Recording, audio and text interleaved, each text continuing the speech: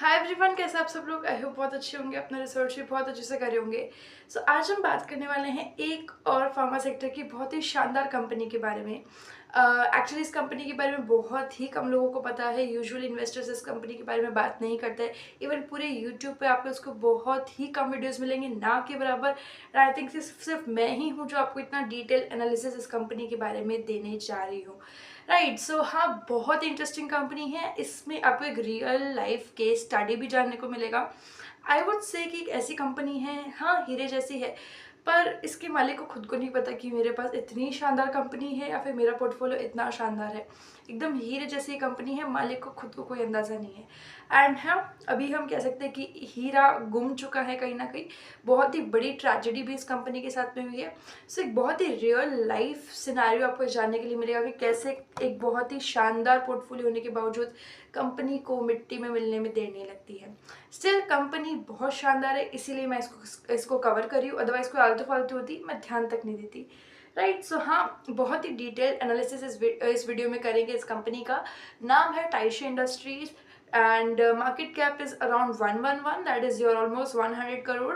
And किसी वक्त में ये लगभग 300 करोड़ गया, आज के दिन में 100 करोड़ के आसपास है। तो उसका रीज़न क्या है वो आपको एंड में जानने को मिलेगा। क्यों? क्योंकि आपको पहले इसका पूरा जर्नी समझना है। क्या ऐसी बात है कि मैंने इसको एज हिडन जेम बोला है या फिर मैं इसको हीरे से कंपेयर कर रही हूँ। सो वो आपको पहले समझना होगा, उसके बाद में एक रियल लाइफ केस स्टडी हम लोग देखेंगे। Right, so let's start. सबसे पहले एक और चीज़ मैं आपको बता देना चाहती हूँ। आप लोग वैसे तो काफ़ी वक्त से मेरे साथ में जुड़े हुए हो, फार्मा सेक्टर की वीडियोस देख रहे होगे, आई रियली होप। एंड अगर नहीं देख रहे हो, एक कंप्लीट प्लेलिस्ट मैंने बना के दी है। उस पूरी प्लेलिस्ट को अगर आप देख लोगे, हार्डली कुछ घंटों का प्लेलिस्ट है वो। जब आप उसको पूरा समझ लोगे, आप फार्मा सेक्टर के अंदर बहुत नॉलेजेबल बन जाओगे एंड आप इजीली कंपनीज को एनालाइज करना सीख जाओगे मेरे साथ साथ। And trust me, pharma sector is the one sector जो कभी खत्म नहीं हो सकता। एंड एक फार्मा का साइकिल मैंने आपको समझाया था एक वीडियो के अंदर, जिसमें मैंने बताया था कि क्यों फार्मा का एक वापस से एक बूम आने वाला है and what pharma sector is really expecting from Indian pharma companies. Recent में ही एक हमारे पास प्रेस रिलीज भी आया था गवर्नमेंट का, जिसमें फार्मा एक्सपोर्ट्स आपके बड़े हैं। लगभग आपके 1 बिलियन के एक्सपोर्ट्स थे एंड अभी लगभग 30 बिलियन के एक्सपोर्ट्स हो गए पिछले 3 से 4 साल के अंदर अंदर। सो ये एक बहुत ही बड़ा एक्सपोज हुआ है। 13 to 14 ईयर्स के अंदर अभी चेंज हो गया है। सो एक बहुत ही ज़्यादा एक्सपोर्ट बढ़ गया है हमारे इंडिया का। And of course India is called as the pharmacy of the world. उस रिलीज में एक और चीज़ बताई गई थी कि हम वॉल्यूम के गेम में 3rd नंबर पर आते हैं एंड वैल्यू के गेम में 11th नंबर पर आते हैं। सो आप देख पा रहे हो कि नहीं, लेकिन मैं क्लियरली यहाँ पे देख पा रही हूँ कि 11 से 1 का जर्नी यहाँ पर है। एक जर्नी इंडिया को तय करना भी बाकी है एंड 11 से 1 तक पहुँचने के अंदर बहुत एफर्ट्स लगेंगे। ये हमारी फार्मा कंपनीज करेगी एंड हमें उन्हीं फार्मा कंपनीज को ढूंढना है। एज ए इन्वेस्टर हमें उसमें पैसा लगा करके हम हमारे पैसे को अच्छे खासे तरीके से ग्रो कर सकते हैं। राइट, सो हाँ, अब हम बात करेंगे कंपनी के बारे में। टाइशे पे बात करते हैं।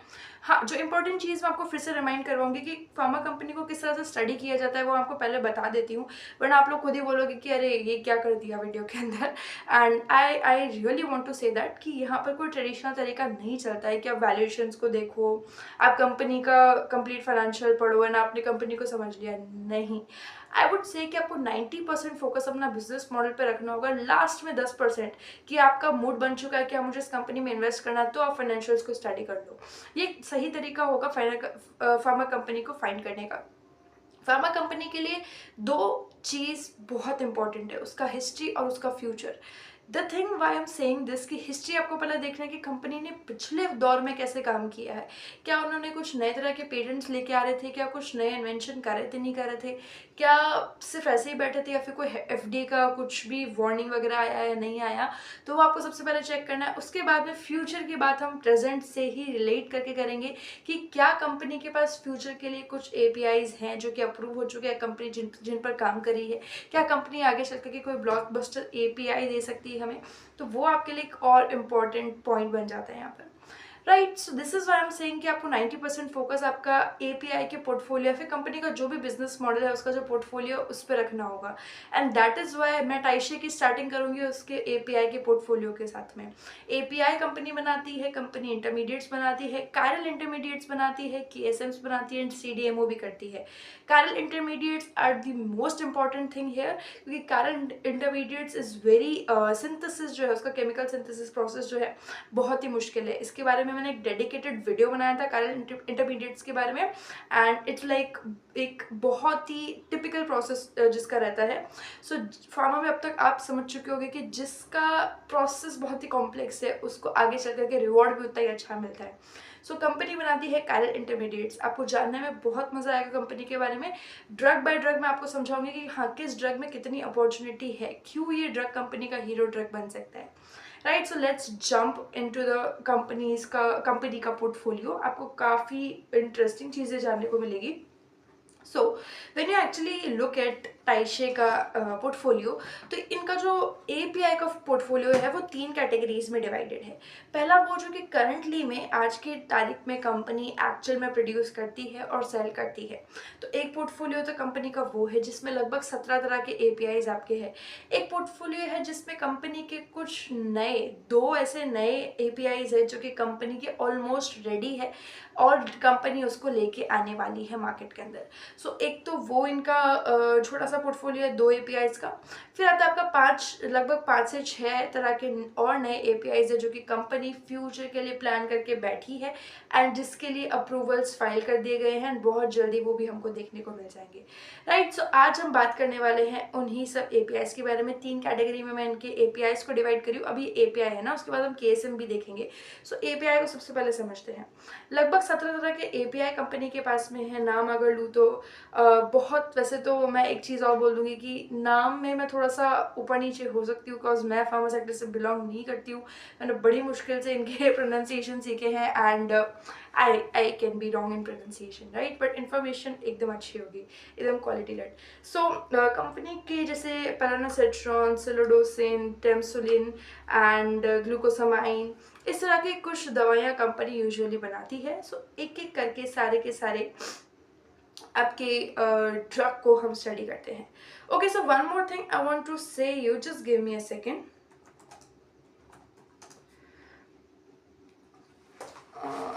Actually the thing I am gonna do is कि मैं आपको रेट करूँगी ड्रग्स को, सबको रेट करेंगे 4 तरीके से।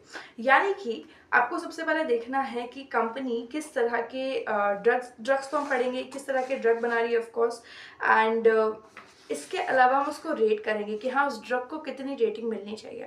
तो 4 पैरामीटर्स मैं यहाँ पर यूज़ करने वाली हूँ। पहला आपका रहेगा सिंथेसिस डिफ़िकल्टी, कि कितना मुश्किल है उसको बनाना, सिंथेसिस डिफ़िकल्टी उसका कितना है। सेकंड, उसका मार्केट में डिमांड कितना है। थर्ड, उसका रेगुलेटरी बैरियर कितना है, कितना मुश्किल है उसके रेगुलेशंस को पास करना। फोर्थ है आपका मार्केट में कंपटीशन कितना है।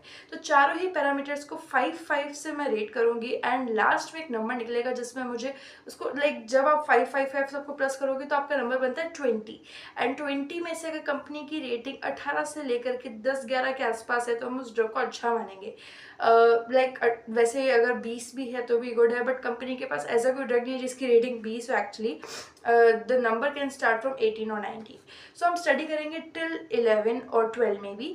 उसके बाद वाले ड्रग्स एक्चुअली किसी काम के नहीं है, अब उसको ऑलमोस्ट कमोडिटी टाइप ड्रग्स मानो, ऑलमोस्ट हल्के फुल्के ड्रग्स है। राइट, सो हम उसे देखेंगे। Okay, so let's start and first one. Okay, so let me do one thing. मैं एक काम करती हूँ कि मैं आपके लिए टॉप 9 कंपनी के यहाँ पर ड्रग्स है जो कि एक्चुअल में बहुत ही शानदार पोर्टफोलियो जिनका है। तो हम एक काम करते हैं कि टॉप 9 को डिस्कस करेंगे एंड जो बाकी के हैं मैं आपको आइडिया ज़रूर दे दूँगी, बट एक्चुअल में उनका कोई सेंस नहीं है। तो सबसे पहला जो हमारा ड्रग है जो कि कंपनी का हीरो ड्रग है उसको सबसे पहले देखते हैं। That is a palonosetron. Palonosetron actual में किस काम में आता है उसको सबसे पहले देखते हैं। पैरानोसेट्रॉन आपने ये या तो सुना होगा, कभी किसी ने एक्सपीरियंस भी किया होगा, अगर किसी की फैमिली या फिर किसी के नोन में किसी ने कभी कीमोथेरेपी लिया है, that is use for cancer actually. And cancer में कीमोथेरेपीज के बाद में यूजुअली बहुत भयंकर तरह का नोजिया होता है, यानी कि पेशेंट्स को बहुत उल्टी होती है and it is like almost unstoppable kind of nausea, बहुत ही ऑफ कोर्स प्रॉब्लमैटिक होता है बॉडी के अंदर। सो उसको ठीक करने के लिए या फिर उसको बंद करने के लिए, उस नोजिया को बंद करने के लिए पेलेनोसेट्रोन आपका यूज़ होता है। So it is directly linked with cancer का मार्केट। एंड कैंसर के लिए तो मैंने आपको स्पेशली एक वीडियो बना करके दिया है, कैंसर ड्रग का मार्केट कितना बड़ा है। सो ऑलमोस्ट जो भी कीमोथेरेपीज लेते हैं लगभग सबको ही नोजिया का प्रॉब्लम होता है, एंड उस केस में सबसे ज़्यादा यूज़ होता है पेलेनोसेट्रोन का, राइट। सो पेलेनोसेट्रोन यहाँ पर सबसे बड़ा हीरो ड्रग है टाइशे का। यहाँ पर इसको लगभग कितना रेट मिलता है, रेट कंपनी को, सॉरी, इस ड्रग को मिलता है 20 में से 18, यानी कि जब आप देखते हो इसका सिंथेसिस डिफिकल्टी कितना है, तो 4 में से 5 इसका सिंथेसिस डिफिकल्टी है, यानी अच्छा खासा सिंथेसिस डिफिकल्टी है। मार्केट डिमांड कितना है, 4 आउट ऑफ 5, अच्छा खासा डिमांड है। रेगुलेटरी बैरियर कितना है, 5 out of 5, and market competition कितना है, 5 आउट ऑफ 5। तो हाँ, बहुत ही शानदार तरह का ड्रग है, ऑलमोस्ट 18 इसको स्कोर मिलता है आउट ऑफ 20, यानी कि बहुत ही बड़े लेवल पर एक्चुअल में मार्केट को लीड कर रहा है। And one more thing I to share you कि इसका API मार्केट कितना और फिनिश ड्रग मार्केट कितना है। सो finish drug market global level पर अगर आप देखोगे तो लगभग 3000 से 4000 करोड़ के आसपास इसका मार्केट है। इंडिया के अंदर 150 से 200 करोड़ का मार्केट इसका लगभग है। एंड जब आप देखते हो इसका API मार्केट कितना है, API मार्केट थोड़ा छोटा हो जाता है, बट यहाँ पर आराम से आपका ग्लोबल लेवल पे 500 से 1000 करोड़ का API मार्केट है, एंड 25 से 50 करोड़ का API मार्केट इंडिया के अंदर है। तो मार्केट वैसे देखा जाए तो थोड़ा छोटा है, but it is a value led product. मतलब अगर मैं आपको बताऊँ इसका यूजुअल प्राइस कितना है, किस प्राइस पर ये मार्केट में बिकता है, तो एक छोटा सा इसका इंजेक्शन अगर आप देखोगे तो 500 रुपीज़ का सिर्फ एक डोज आता है।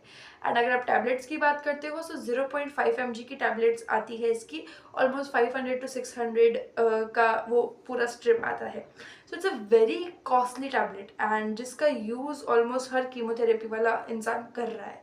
दैट मीन्स कि डिमांड काफ़ी ज़्यादा है, एक वैल्यू लेड वाला ड्रग यहाँ पर कंपनी के पास में है, एंड कंपनी इसको प्रोड्यूस भी करती है। So this is the like एक मान सकते हो हीरो ड्रग है कंपनी का, एंड जो भी इसको बनाता है यूजुअली उसका मार्केट में एक अच्छा प्राइस दिया जाता है। एंड मैं आपसे लास्ट में जब सारे ड्रग्स हम स्टडी कर लेंगे उसके बाद एक टेबल भी आपसे शेयर करूँगी कि हाँ, इस ड्रग का लाइक ये जो भी ड्रग्स आपके हैं किलो के भाव पर बिकते हैं, कि पर केजी इसका प्राइस इतना है, पर केजी इसका प्राइस इतना चल रहा है। मतलब ये एक एस्टिमेटेड है, ऑफ कोर्स एक रफ आइडिया हमको मिल जाएगा। तो मैं आपसे टेबल शेयर करूँगी तो आप पेलेनोसेट्रोन के प्राइस सुनकर शॉक हो जाओगे। एंड इसका जो इंटरमीडिएट है वो भी कंपनी खुद ही बनाती है, for your information. And KSM, sorry, intermediate का जब आप प्राइस सुनोगे you will be even more shocked. मतलब मैं इस प्राइस को सुन करके बहुत शॉक हो गई थी। सो ये कंपनी का हीरो ड्रग है। जो सेकंड नंबर पे आता है दैट इज सोलिफेंसिन, एंड ये यूज़ होता है आपका सबसे ज़्यादा ब्लैडर को कंट्रोल, ब्लैडर या आपका यूरिन ब्लैडर जो होता है उसको कंट्रोल करने में। सोलिफ्नेसिन का काम होता है आपका यूरिन, जिन लोगों को बार बार लगता है, स्पेशली एजिंग पॉपुलेशन के अंदर जो यूरिन कंट्रोल नहीं कर पाते हैं, जिनका ब्लैडर साइज बहुत बड़ा हो जाता है, उन केसेस में इसका यूज़ होता है। सो अगर आप इसको देखोगे तो एक थोड़ा एक नीश में आता है ये, एंड बहुत मतलब एक कंप्लीटली कमोडिटी नहीं है, but still very much important for ageing population. And India की एजिंग पॉपुलेशन आप लोग जानते हैं। इसी के साथ साथ कंपनी जापान की भी पॉपुलेशन को टारगेट करती है। यहाँ पर एक चीज़ मैं आपको और बताऊँगी, just give me a second, मैं आपको एग्जैक्ट पढ़कर सुनाऊँगी ताकि आपको भी सुनने में अच्छा लगेगा।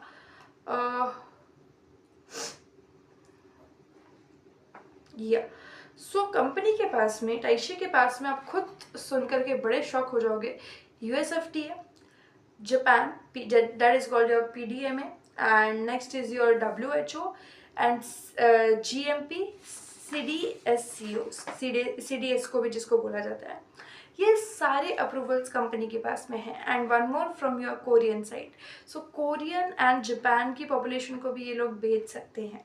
नाउ वन मोर थिंग कि अभी आपने सुना होगा, यूजुअली अगर आपने नॉर्मली भी अगर आप यूट्यूब वगैरह भी यूज़ करते हो तो आपको पता चल गया होगा कहीं ना कहीं से कि जापान में एजिंग पॉपुलेशन बहुत ज़्यादा बढ़ रही है एंड कंपनी के पास जापान के लिए अप्रूवल है। सो आगे चल के कंपनी जापान की पॉपुलेशन को भी ये आराम से बेच सकती है। दैट मीन्स कि ऑलरेडी गेट्स अभी से ओपन है कंपनी के पास में। सो ये एक बहुत अच्छी चीज़ है, राइट। एंड अब इसका अगर आप मार्केट देखते हो तो मार्केट लगभग इसका ग्लोबल लेवल पर अगर आप फिनिश ड्रग मार्केट देखते हो तो लगभग 6,000 to 8,500 करोड़ का इसका मार्केट है, लगभग 6,000 से 8,500 करोड़ का। एपीआई मार्केट देखते हो तो लगभग 1,000 से 2,100 करोड़ का ये मार्केट है, एपीआई मार्केट ग्लोबल लेवल पर। इंडिया में अगर आप देखते हो फिनिश ड्रग का मार्केट है आपका लगभग 300 से 400 करोड़ के आसपास एंड एपीआई मार्केट है लगभग 50 से 100 करोड़ के आसपास। तो मार्केट पेलोनोसेट्रोन से भी थोड़ा सा बड़ा है अगर आप इसको समझ पा रहे हो। दैट मीन्स कि एजिंग पॉपुलेशन एक्चुअल में ज़्यादा है। इट इज़ वेरी सिंपल कि कैंसर के जितने लोग होंगे उससे ज़्यादा एजिंग पॉपुलेशन होगी। हर किसी को कैंसर नहीं होगा लेकिन ज़्यादातर लोग बूढ़े हो ज़रूर होंगे।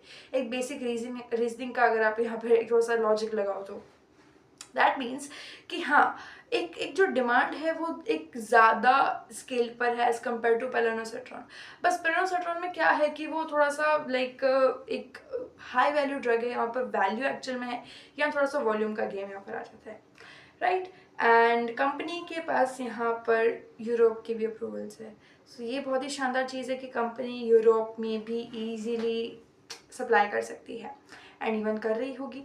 सो यही चीज़ है कि छोटी कंपनीज में आपको एग्जैक्ट डेटा नहीं मिलता है कि कौन सा क्या कहाँ पर ड्रग जा रहा है, बस ये कहती है कंपनी कि हमारे पास ये है ये है ये है, राइट। सो या एंड अगर आप इसका रेटिंग का ब्रेकडाउन देखते हो तो लगभग कंपनी को रेट मिलता है यहाँ पर 16 आउट ऑफ 20, क्योंकि सिंथेसिस डिफिकल्टी कैसा है 4 आउट ऑफ 5, मार्केट डिमांड कैसा है 4 आउट ऑफ 5, रेगुलेटरी बैरियर कैसा है 4 आउट ऑफ 5 एंड मार्केट का कंपटीशन कैसा है 4 आउट ऑफ 5। बहुत ही कम ग्लोबल सप्लायर्स है, ज़्यादा सप्लायर्स नहीं है and Tyche is one of them जो यहाँ पर इंडिया के अंदर और बाहर भी सप्लाई करता है।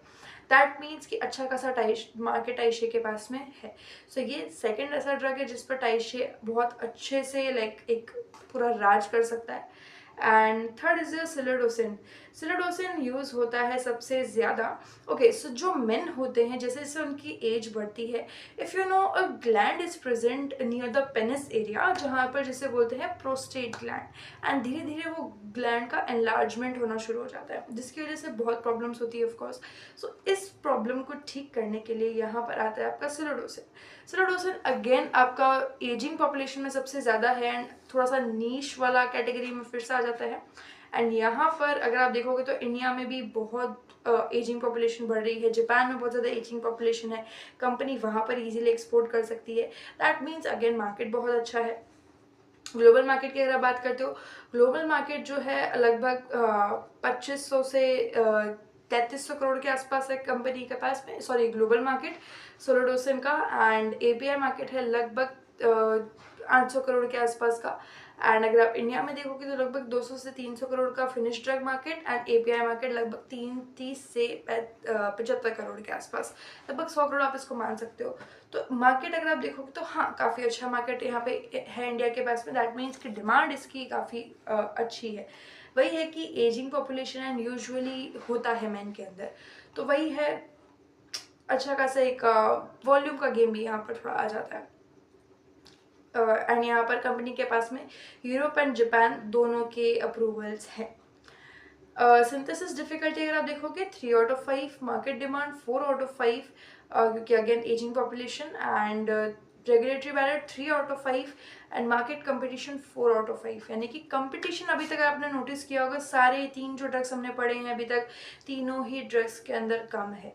दैट मीन्स कि कंपनी के पास में कंपिटिटिव मोड तो कहीं ना कहीं है कि हाँ, ये हमारा कंपिटिटिव मोड है, यानी कि सब इसको नहीं बना सकते। And that is why Tyche can be called as a gold mine itself, right. And तीनों ड्रग्स अभी तक की कंपनी के टॉप 3 ड्रग्स की कैटेगरी में आए हैं। अब आते हैं दूसरे ड्रग पे जिसका नाम है रूपिटाडाइन फ्यूमरेट। रूपा, जिसका भी नाम होगा उन्हीं के नाम से शायद ये ड्रग बना है, रूपाटेडाइन, बड़ा अजीब सा नाम है, जो कुछ भी है। ये ड्रग आपका यूज़ होता है सबसे ज़्यादा एलर्जीज़ के अंदर, एंड ये इस ड्रग का सबसे ज़्यादा यूज़ होता है यूरोप में। जैसे हमारे यहाँ पे एलर्जी में यूजुअली लिया जाता है सिट्राजिन नाम का एक दवाई आता है, सिट्राजिन नाम से एक दवाई यूजुअली इंडिया के अंदर यूज़ किया जाता है, एंड और बहुत ही पैरासीटामॉल की तरह एक हाउस होल्ड की दवाई है, हर घर घर में आपको मिलेगी। वैसे यूरोप के अंदर यूज़ किया जाता है रूपाटेडाइन, एंड जिस वजह से लाइक सबसे ज़्यादा ये कह सकते हो एक्सपोर्ट लेड वाला जो ड्रग है वो ये है। एक छोटी सी चीज़ आपको और बता देती हूँ, इसमें हिस्टामाइन, जैसे कि जब हम कई बार होता है हमारे घर में, हम सफाई कर रहे होते हैं, झाड़ू वाड़ू निकालते हैं, तो हमारे अंदर डस्ट चले जाते हैं, पॉलन्स होते हैं, डस्ट पार्टिकल्स होते हैं, जिसकी वजह से हमें छींकें शुरू हो जाती है, एंड इस कंडीशन को बोलते हैं हिस्टामाइन। बेसिकली हिस्टामाइन एक ऐसा लाइक ये कह सकते हो हम एक सिग्नल है जो कि हमारी बॉडी रिलीज करती है, एंड यहाँ पर इस बीमारी को बोलते हैं लाइक एक जो एक फॉर एक्स्ट्रा इन्फॉर्मेशन, हिस्टामाइन को किल करने का काम ये ड्रग करता है, राइट। एलर्जिक वाले सिचुएशन में इसका सबसे ज़्यादा जो है यूज़ होता है, एंड कभी कभी जिनको एकदम क्रॉनिक टाइप ऑफ एलर्जी है तो उस केस के अंदर भी इसका यूज़ किया जाता है।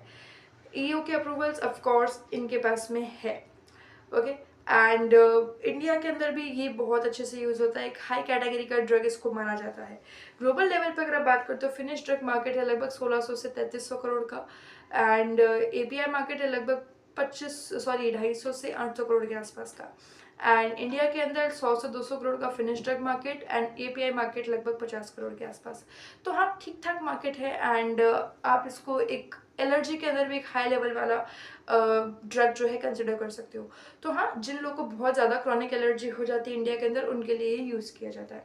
अगर आप इसका रेटिंग ब्रेकडाउन समझोगे, रेटिंग वैसे इसको मिलता है लगभग 14/20, एंड इसका रेटिंग ब्रेकडाउन है 3/5, 3/5 in synthesis difficulty, basically 3/5 in market demand, 4/5 in regulatory barrier, and 4/5 in market competition. So हाँ, एक अच्छा खासा ड्रग ये है, मार्केट कंपटीशन अगेन कम है, यूरोप में कंपनी बेच सकती है इजीली। यूरोप की जनता के लिए एक काइंड ऑफ एक ड्रग है जो कि बहुत ज़्यादा हाई वैल्यू में कंज्यूम होता है। सिंथेसिस डिफिकल्टी इसका हाई है, कंपटीशन नहीं है, तो अगेन एक अच्छा ड्रग कंपनी के पास में है। Okay, just a second.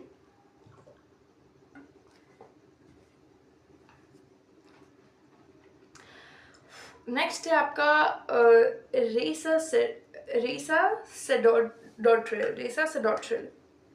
सेडोड्रिल का यूज़ होता है बच्चों के डायरिया के अंदर।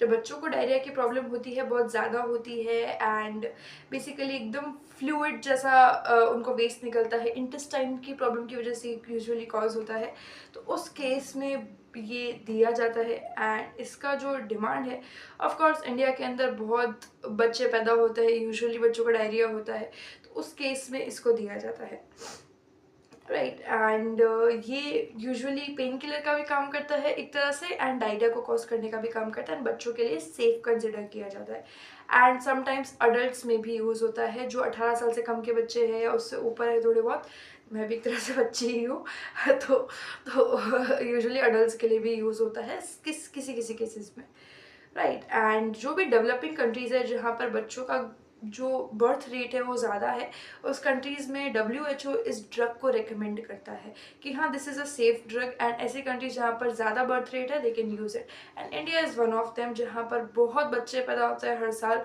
अभी थोड़ा सा स्लो डाउन हो गया है, यूजुअली लोग इतना ज़्यादा रेट ऑफ बच्चे पैदा नहीं करते हैं, बट इट इज़ लाइक फिर भी हर हर हर मिनट 4 बच्चे लगभग पैदा होते हैं इंडिया के अंदर, and this is why the drug demand is very high here, right. And ये आपका इसका अगर ड्रग मार्केट देखोगे ग्लोबल लेवल पर लगभग 1600 से 2500 करोड़, एपीआई मार्केट देखोगे तो 2500 से 600 करोड़, इंडिया के अंदर फिनिश ड्रग मार्केट 200 से 300 करोड़, एपीआई मार्केट लगभग 75 करोड़ के आसपास।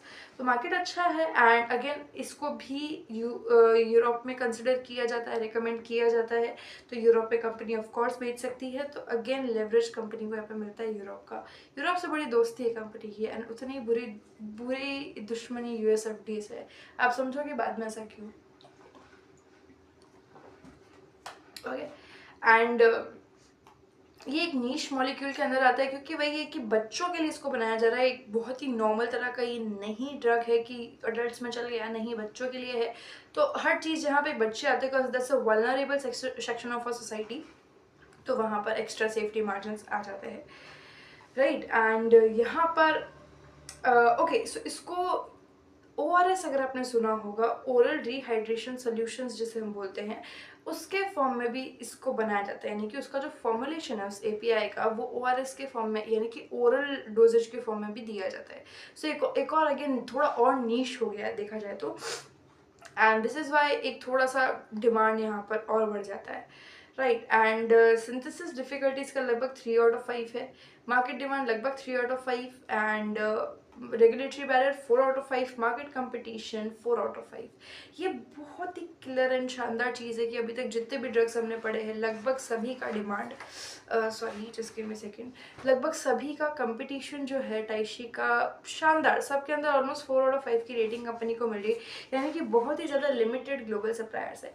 जितने ज़्यादा रेटिंग कंपनी को यहाँ पर मिलेगी रेगुलेटरी सॉरी कंपटीशन वाले के अंदर, उतना ही शानदार कंपनी का पोर्टफोलियो हम कंसिडर कर सकते हैं, कम्पिटिटिव पोर्टफोलियो हम कंसिडर कर सकते हैं। यानी कि अब तक हमने कितने ड्रग्स पढ़े, लगभग ओके 5 ड्रग्स हमने पढ़े, 5 ड्रग्स के अंदर कंपनी को हर बार एक कम्पिटिटिव मूड मिलते आ रहा है, तो बहुत ही शानदार चीज़ है कंपनी के लिए। इस ड्रग को रेट मिलता है वैसे 14/20।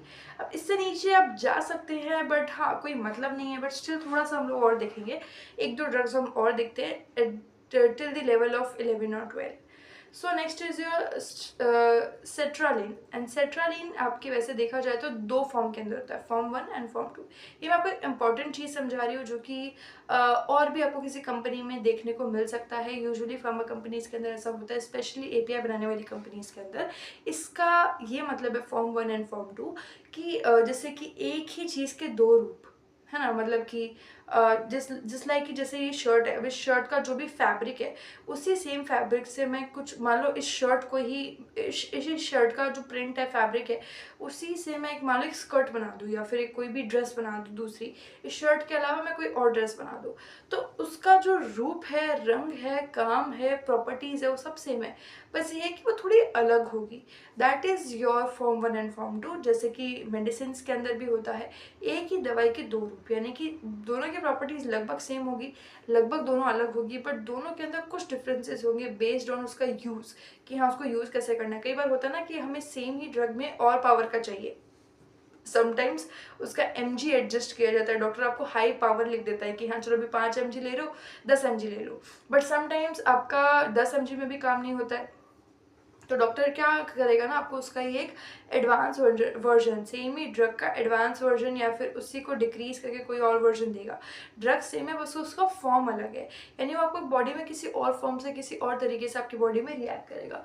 सो that is your form 1 and 2। तो यूजुअली दवाई 1, 2, 3, 4 किसी भी फॉर्म में हो सकती है, बट कंपनी के पास में यहाँ पे एक ही ड्रग ऐसा है पोर्टफोलियो में, जो कि आपका फॉर्म 1 एंड फॉर्म 2 के अंदर आता है। That is your sertraline HCI form 1 and 2। दोनों ही आपके यूज़ होते हैं। इट्स लाइक एक ऐसा केमिकल है जो यूजुअली मूड को बेटर करने में यूज़ होता है, एंड जो लोग बहुत ज़्यादा डिप्रेस रहते हैं वो इसको यूज़ करते हैं, तो या फिर जिनके पास वो काम का बहुत बर्डन है एंड बहुत ही एक हाई प्रेशर में रहते हैं, वो लोग इसका यूज़ करते हैं। So it's more like a drug of course, जिसको मतलब लाइक फॉर हैप्पीनेस यूज़ किया जाता है, सॉर्ट ऑफ वही आपका एक नशे वाली कैटेगरी में आप इसको ले सकते हो, but it's completely safe. That is Y doctors इसको रिकमेंड करते हैं, राइट। सो या दिस इज़ लाइक एक एंटी डिप्रेसेंट ड्रग आप इसको कह सकते हो, एंड इसका यूज़ होता है मेजरली डिप्रेशन वाले कैटेगरीज में। OCD आपने सुना होगा, बहुत ज़्यादा पॉपुलर हुआ था बीच में, OCD के पेशेंट्स को दिया जाता है। पोस्ट ट्रोमैटिक, जिसका लाइक पोस्ट ट्रोमैटिक फेज चल रहा है किसी किसी केस में, जस्ट सेकेंड, या उन पेशेंट्स को इसको दिया जाता है। एंड समटाइम पैनिक जिसको रहता है, पैनिक अटैक्स आने का जिसको रहता है प्रॉब्लम, उनको सोशल एंजाइटी जिनको रहता है, उन लोग को दिया जाता है, right. And majorly form 1 form 2 में कोई फ़र्क नहीं है, बट उसका क्रिस्टल अरेंजमेंट यहाँ पर बताया गया कि क्रिस्टल अरेंजमेंट आपका दोनों में डिफरेंट है। फॉर्म जो आपका सेट्रालिन HCI फॉर्म 1 एंड फॉर्म 2 है, इसमें आपका क्रिस्टल का डिफरेंस एक कंपनी बोलती है कि इसीलिए ये दो अलग अलग चीज़ है। इससे क्या होता है ना, आपका डिसोल्यूशन, जैसे कि मान लो बड़े क्रिस्टल्स है तो घुलने में वक्त लेंगे एंड दैट इज़ वाई उसका इफेक्ट देर तक चलेगा, देर से आएगा। एंड पतले पतले छोटे छोटे क्रिस्टल्स है तो बहुत जल्दी डिजोल्व हो जाएंगे, तो उसका इफेक्ट आपको बहुत जल्दी आएगा, बहुत जल्दी खत्म हो जाएगा। सो ये उसका रोल है basically. Again EU certification is there. Global level पर अगर आप देखोगे तो लगभग 1200 से 1600 करोड़ का मार्केट, सॉरी 12,000 से 16,000 करोड़ का मार्केट है। ओ माय गॉड, सबसे बड़ा मार्केट अभी तक का। एंड API मार्केट लगभग 1800 से 4200 करोड़ का। तो हाँ, लोग बड़े डिप्रेस है बाहर। एंड इंडिया की अगर आप बात करें तो इंडिया का API like finish drug market है आपका लगभग 500 से 700 करोड़ का। एंड जब आप बात करते हो API मार्केट की तो लगभग 75 से 175 करोड़ का मार्केट है। सो हाँ, बहुत ही बड़ा मार्केट है एंड अभी तक का देखा जाए तो सबसे हाईएस्ट मार्केट ये वाला है। एंड या it is very demanding drug of course. And but यहाँ पर एक प्रॉब्लम आपकी आ जाती है कि ये अब कंपटीशन में आगे नहीं रहा, ये और भी कंपनीज बना रही है, बट स्टिल यहाँ पे कंपनी को कंपटीशन में 3/5 की रेटिंग मिल जाती है। तो ऑलमोस्ट एक ओके ड्रग है, क्योंकि इसका केमिकल सिंथेसिस डिफिकल्टी जो है वो 3/5 की रैंकिंग पर यहाँ पर रहता है। मार्केट डिमांड कैसा, डिमांड बहुत शानदार है 4/5। रेगुलेटरी बैरियर कैसे है, बहुत शानदार है 4/5। But competition again 3/5। तो आप कह सकते हो more on a volume side का ये प्रोडक्ट है, स्टिल हम इसको कंसिडर कर सकते हैं। ओके, अब जो ड्रग्स है वो आपके ऑलमोस्ट नॉर्मल ड्रग्स के अंदर आप इसको कंसिडर कर सकते हो, बहुत ज़्यादा इनका रोल नहीं है। जैसे कि एक BP की टैबलेट है आपके टेम्सुलोसिन, इसका यूज़ होता है सबसे ज़्यादा। इसका यूज़ बेसिकली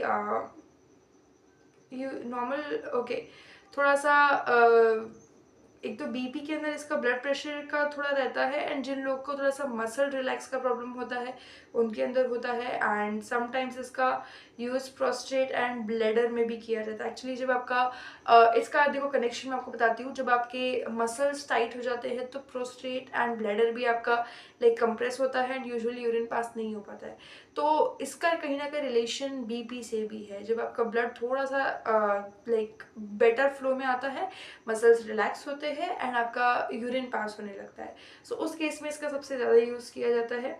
इसका अगर आप देखोगे थोड़ा सा रेटिंग ब्रेकडाउन कैसा है, 3/5 on synthesis difficulty, market demand almost 4/5, regulatory barrier almost 4/5, market competition almost 2/5।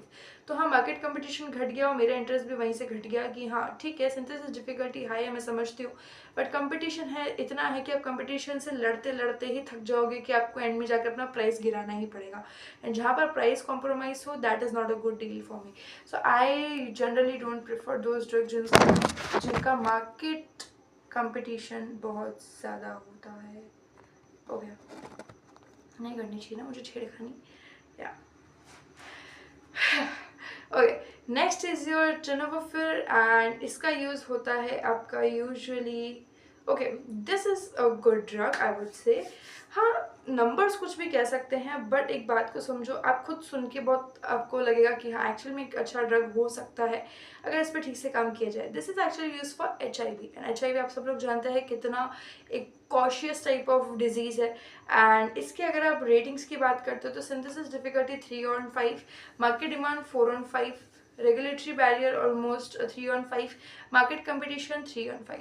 सो या अ good drug this is, but हाँ कंपनी इस पर ज़्यादा जोर नहीं डाल रही है। कंपनी के लिए अभी भी जो 5 ड्रग्स हमने डिस्कस किए थे वो मेन ड्रग्स है, तो कंपनी को खुद को अभी इसका इतना बहुत ज़्यादा स्केल अप नहीं किया। एंड वन मोर थिंग कि थोड़ा सा कंपटीशन भी इसके अंदर है, बट हाँ ये है कि कंपनी एक्सपोर्ट में बहुत शानदार तरीके से परफॉर्म कर सकती है इसके अंदर।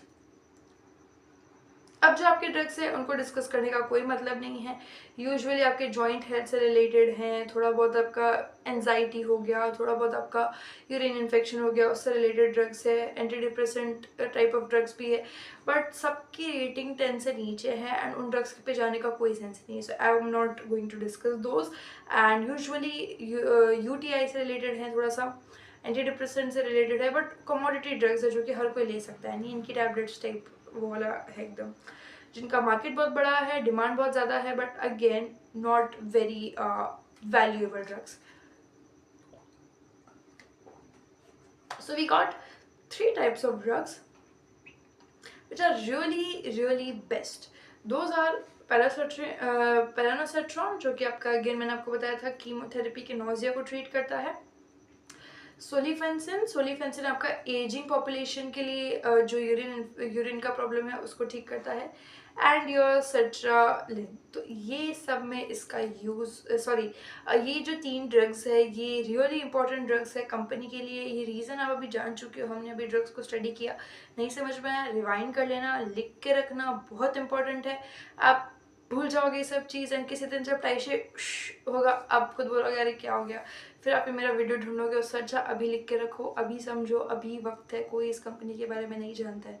एंड नाउ यू नो कि हाँ मैं कितनी बार बोलती हूँ कि जिसके बारे में कोई नहीं जानता उस पर बेट लगाओ, दैट गोना रन, राइट। सो ये आपका एक चीज़ है, अगेन कोई रिकमेंडेशन नहीं है बट एज एन लाइक एक जो मेरा ओपिनियन है वो मैं आपसे शेयर कर रही हूँ, राइट। अगर आपको डाइट में इंटरेस्ट आ रहा है please do right all these down. Okay, next हम आते हैं कि हाँ इनके ड्रग्स बिकते कितने प्राइस पे। आप सुन के लिटरली शॉक हो जाओगे। पैरानोसेट्रिन, यहाँ पे मैं टॉप 5 ड्रग्स की ही बात करूंगी, टॉप 5 और 6 जिनका रेटिंग एक्चुअल में अच्छा था, बाकी के तो कोई मतलब नहीं है। एंड प्राइस सुन के आपको खुद को पता चल जाएगा कि मैं क्यों इग्नोर कर रही हूँ। एंड या सो पैरानोसेट्रिन जो आपका है, जो आपका रियल डायमंड ड्रग है, वो आपका सबसे ज़्यादा, एक सेकेंड, ओके, सो उसका जो प्राइस है इंडिया के अंदर INR बेसिस पे ही मैं बता रही हूँ, पर किलो आपका लगभग 60 to 67 लैक्स। थोड़ा सस्ता भी हो सकता है जहाँ क्वालिटी अच्छी ना होगी, और थोड़ा सा सस्ता हो सकता है around 50 lakhs, but 50 to 60 lakhs का ये ड्रग पर केजी बिकता है। Oh my god, my heart hurts. I mean what a drug, कितना महंगा ये ड्रग है, राइट। ऑलमोस्ट 67 लैक्स इसकी हाईएस्ट आज तक की प्राइस गई है। So that is like for 1 kg, तो ये तो बहुत ही मतलब गोल्ड माइन वाला ड्रग है। नेक्स्ट इज सोलिफेंसिन का आपका लगभग 4.2 लाख का, लगभग 5 लाख का ये ड्रग बिकता है पर केजी, तो देखो लाखों में ये ड्रग्स है।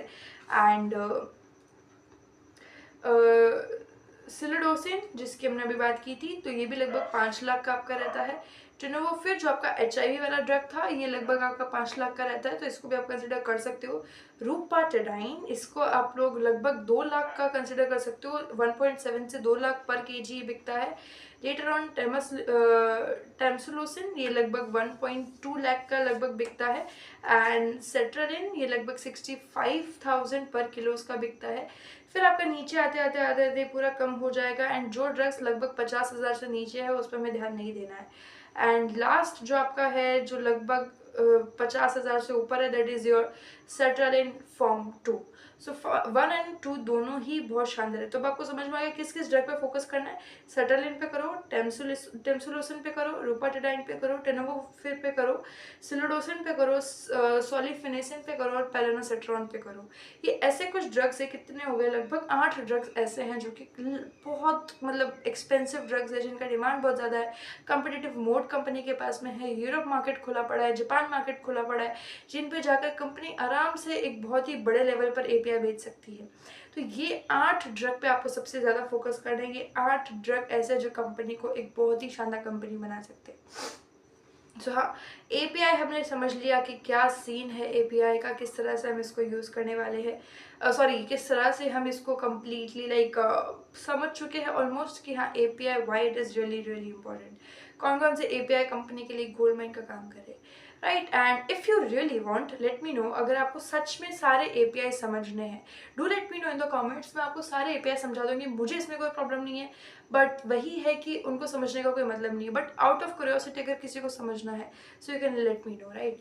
सो सेपरेट वीडियो में बना सकती हूँ, मुझे कोई प्रॉब्लम नहीं है। मैं तो सारे API समझ चुकी हूँ, इवन सारे सब मेरे पास तो कम से कम 30 पेज का तो सिर्फ API पे डॉक्यूमेंट पड़ा है, तो वही चीज़ है। बट हाँ वही है कि यूजुअली इतना हमें डेप्थ में जाने की ज़रूरत नहीं है। आउट ऑफ क्यूरियोसिटी अगर किसी को जानना आप बता सकते हो। एंड या मतलब फार्मा सेक्टर पे आप इससे ज़्यादा डीप में और क्या ही जाओगे। मुझे तो लगता है कि हाँ, डेप्थ की कोई डेफिनेशन नहीं होती of course, but I really think कि मैं बहुत सही नॉलेज आपको प्रोवाइड करी हूँ। लेट मी नो आप क्या सोचते हैं, क्योंकि जो लोग सिर्फ एक कोर्स के नाम पे आपसे 4-4, 5-5, 40-40 हज़ार समटाइम्स ले लेते हैं, मैं आई थिंक वो चीज़ आपको ऐसे ही फ्री में प्रोवाइड करी हूँ। तो वही चीज़ है कि इट्स लाइक कि मेरा कन्विक्शन है फार्मा सेक्टर में, and it's like what I study I just give it back to you. And really मुझे समझ में नहीं आ रहा मैंने इतना कैसे पढ़ लिया। बहुत बहुत बहुत सारी चीज़ें आपको पता चलती है, एंड एपीआई पढ़ोगे ना आपको समझ में आएगा कि वाई। अब आप एपीआई आप समझ गए ना, पेलेनोसेट्रॉन पे आप बेट लगा सकते हो, तो पेलेनोसेट्रॉन की कंपनीज को फाइंड आउट कर सकते हो आप। पेलेनोसेट्रॉन, अब टाइशी का कंपटीशन कौन है, हो सकता है टाइशी से भी बेटर कोई पेलेनोसेट्रॉन बना रहा हो और उसकी उसकी एक्चुअल में बहुत शानदार डिमांड उसके पास में हो, बहुत अच्छा सिंथेसिस वो कर रहा हो, तो आप उस कंपनी पे बेट लगा सकते हो। So this is how you should relate all those things, and I really think कि it's a really expensive video which you are getting for free, and please do not waste the worth of this video। बहुत research करके आपके सामने बैठी हूँ, पूरा दिमाग मेरा केमिकल से भर चुका है, and I am really like मैं फट जाऊंगी मुझे ऐसा लगता है फार्मा सेक्टर करते करते। I am really really really really enjoying it, and that is what I am sharing with you. Right, ये तो अभी सिर्फ हमारा एपीआई कंप्लीट हुआ, अभी हम केएसएम्स में भी जाएंगे। इन केएसएम्स में तो ओ माय गॉड आपका दिमाग फट जाना है, केएसएम और इंटरमीडिएट्स में। राइट, सो या एंड अभी हमारा सेकंड कैटेगरी बाकी है कि ऑलमोस्ट रेडी एपीआई कौन सा कंपनी के पास में, जिनमें कंपनी लाइक अभी ऑलमोस्ट लॉन्च की पोजीशन पे है। तो वो है आपका एक तो सिट्राजीन। अब मुझे नहीं पता कंपनी क्यों कर रही है एंड क्या ऐसा दिमाग में आया कंपनी को, किस कीड़े ने काटा है इनको, मुझे नहीं पता, बट देखते ऐसा क्यों है। एंड सेकेंड इज योर डोनापेजिल कुछ भी बोलो इसको, डोनापेजिल HCI। डोनापेजिल का यूज़ होता है आपका अल्जाइमर्स के अंदर। अल्जाइमर्स की जो बीमारी होती है उसके अंदर इसका यूजुअली यूज़ किया जाता है, एंड दैट इज़ वाई यहाँ पर थोड़ा सा आपका ये कह सकते हो मार्केट इसका थोड़ा सा बड़ा है, एंड ये आपका यूज़ होता है यूजुअली जापान की जो लोग हैं उसके अंदर। अल्जाइमर्स इज ऑल्सो अबाउट थोड़ा सा भूलने की बीमारी से रिलेटेड है। Okay, and that is Y इसका एक जो मार्केट है बड़ा है, एजिंग पॉपुलेशन इसका सबसे बड़ा मार्केट है, एंड जापान में इसकी सबसे ज़्यादा पॉपुलेशन है, दुनिया की सबसे ज़्यादा एज पॉपुलेशन अभी जापान के अंदर है। एंड डोनापेजिल में सबसे ज़्यादा मतलब अल्जाइमर्स जिसको होता है, ये जो आपका वैस्कुलर डिमेंशिया भी इसको बोलते हैं, सो ये आपका जिसको होता है उसको ये दवाई ही रिकमेंड की जाती है, डोनापेजिल। सो या this is a good medicine you can consider. And यहाँ पर टाइशी को क्या एडवांटेज मिलता है, कंपनी के पास में India, Europe, America, Japan and Korea चारों के अप्रूवल्स है। अब आप खुद सोचो, सिर्फ 100 करोड़ की कंपनी, सिर्फ और सिर्फ 100 करोड़ की कंपनी इतने अच्छे ड्रग्स एंड इतने सारे अप्रूवल्स लेके बैठी है। Okay, so the thing is कि Tyche is a very small company and has a lot of opportunities, has a great API portfolio, but still company आज एक बहुत ज़्यादा एक काइंड ऑफ बैकलैश फेस कर रही है, एंड अगर आप एक बार स्टॉक को देखते हो तो बुरी तरह से गिरा पड़ा है। तो हाँ, कुछ सस्पिशियस सा दिखता है कंपनी के अंदर, विच इज सस्पिशियस एक्चुअली, जो हम डिस्कस करेंगे बाद में, बट पहले एक बार हम कंप्लीट पोर्टफोलियो को स्टडी कर लेते हैं, कंपनी की स्ट्रेंथ को जान लेते हैं। राइट, सो करंटली जो हमने लास्ट ड्रग पढ़ा हमारा डोनापेजिल, डोनापेजिल का काम यही है कि ये आपका अल्जाइमर को ट्रीट करता है। नाउ द थिंग इज कि यहाँ पर टाइशी के पास में एडवांटेज क्या है कि डोनापेजिल को लेकर के क्यों इतना हम बात कर रहे हैं, इवन बात ही क्यों कर रहे हैं हम इस ड्रग के बारे में, that is the main point. Right, तो ये ड्रग एक्चुअल में एक काइंड ऑफ एक ऐसा ड्रग है जिसका डिमांड बहुत ज़्यादा है, स्पेशली जापान के मार्केट में, cause of ageing population. Now अब जो इसका इंटरमीडिएट है ये भी टाइशी बनाता है, दैट इज़ वाई टाइशी के पास में क्या एक स्पेशल एडवांटेज यहाँ पर आ जाता है कि सॉर्ट ऑफ एक जो मार्जिन बचाने का जो एक सोर्स है वो यहाँ पर टाइशी को मिल जाता है। इसका जो इंटरमीडिएट आपका है दैट इज़ BPCA1। BPCA1 आपका टाइशी खुद बनाता है, and that is like an special kind of advantage, of course बना करके बेचता भी है। राइट, इसके अलावा India, Europe, America and Japan जैसे मार्केट्स, ये एक बड़े मार्केट्स है, एड्रेसेबल मार्केट्स है, जहाँ पर इसका डिमांड सबसे ज़्यादा हाई पेस पर चलता है।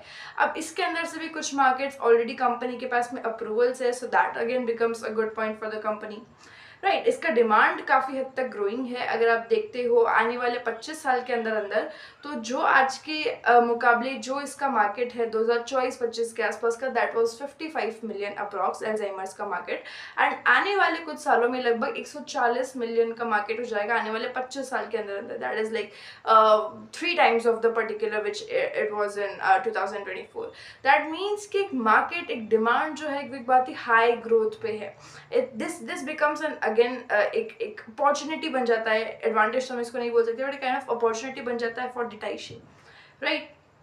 अब ये केसेस इसके देखते हैं क्या रिस्क हो सकते हैं। वेरी फर्स्ट की कंपटीशन बहुत ज़्यादा है।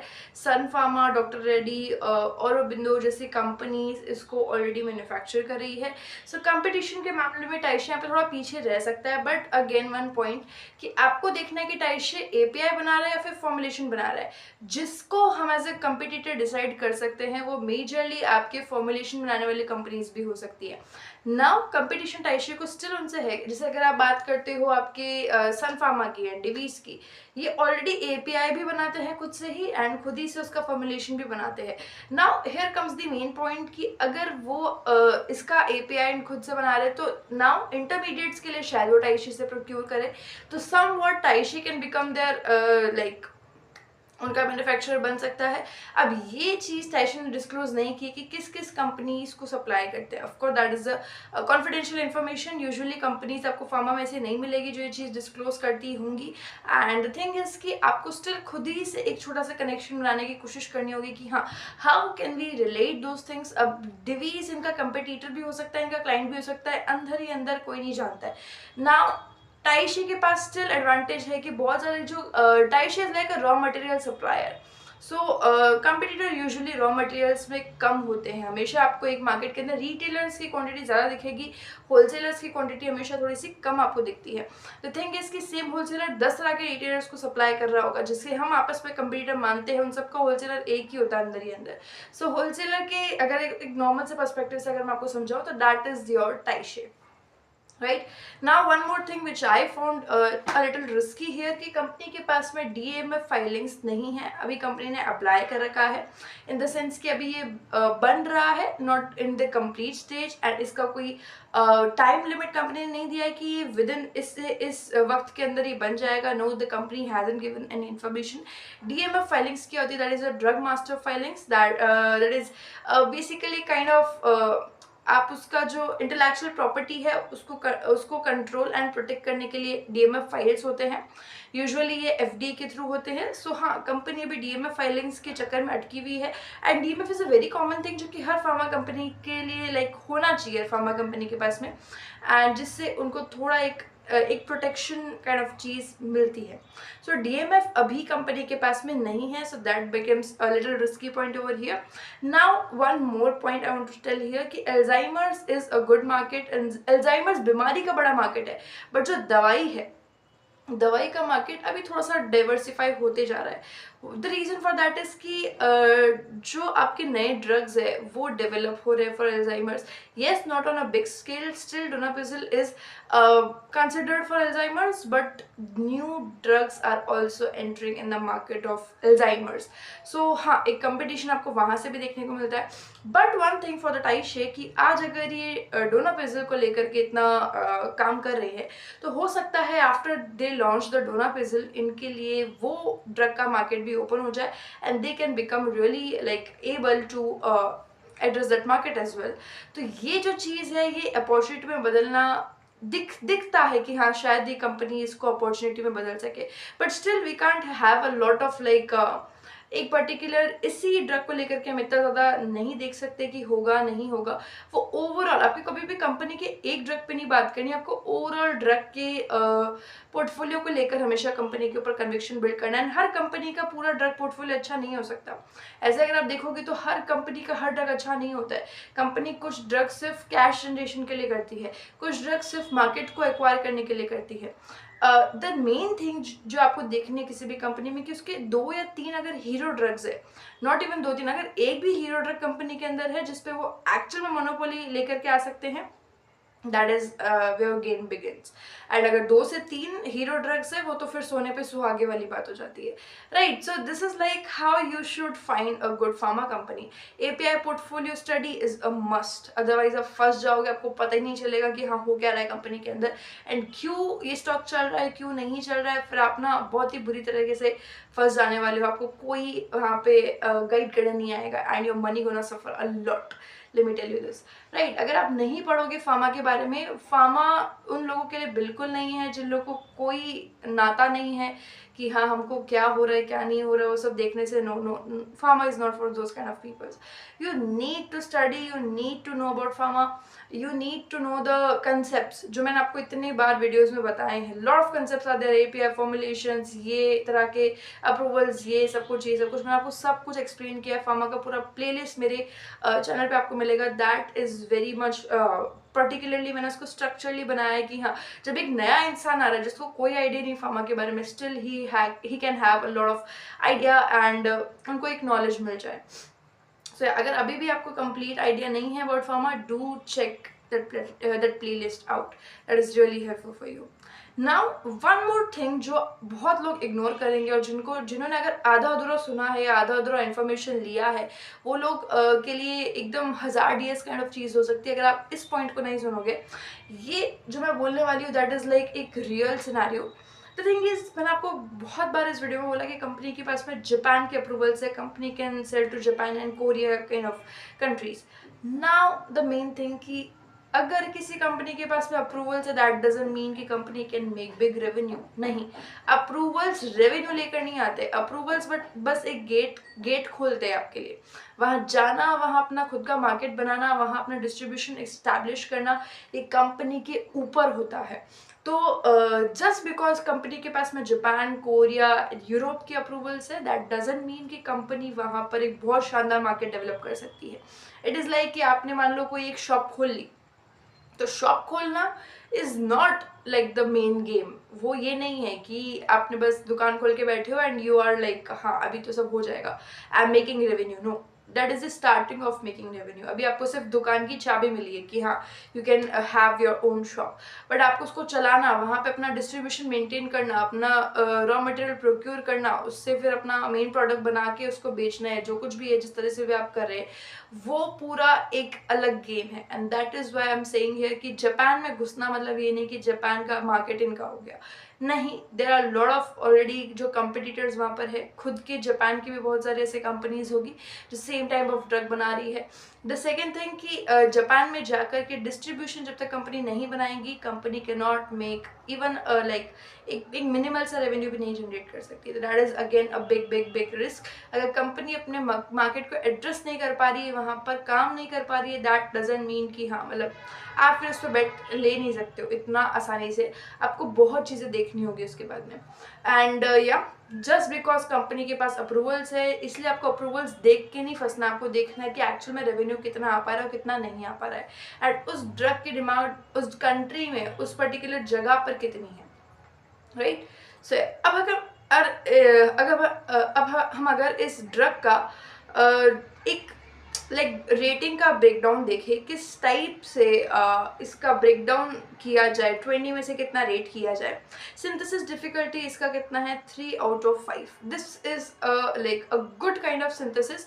थोड़ा मुश्किल है, थोड़ा कम्पिटिटिव है, बहुत ज़्यादा तो नहीं है, but still haves a good competitive kind of synthesis process. Multi synthesis में आता है, इसकी कॉम्प्लेक्सिटी थोड़ी सी ज़्यादा है और इंटरमीडिएट ऑलरेडी कंपनी के पास में है। मार्केट डिमांड कैसा है, इसका मार्केट डिमांड बहुत ही ज़्यादा है, that is why I have given the rating of 5/5 here. Ageing population बहुत ज़्यादा है एंड ओवरऑल कंप्लीट वर्ल्ड के अंदर है, that is why we can give a good kind of rating over here अगर कंपनी ठीक से काम करे। रेगुलेटरी बैरियर कितने हैं, बहुत ज़्यादा नहीं है, कंपनीज ऑलरेडी एग्जिस्ट कर रही है जो कि आपका इस ड्रग को मैन्युफैक्चर भी कर रही है एंड जिनके पास अच्छे अच्छे रेगुलेटरी अप्रूवल्स भी है। कंपनी के पास एक बेसिक सा DMF फाइलिंग नहीं है, that is why I can not like give a good kind of rating, so that is why giving just 2 out of 5 rating.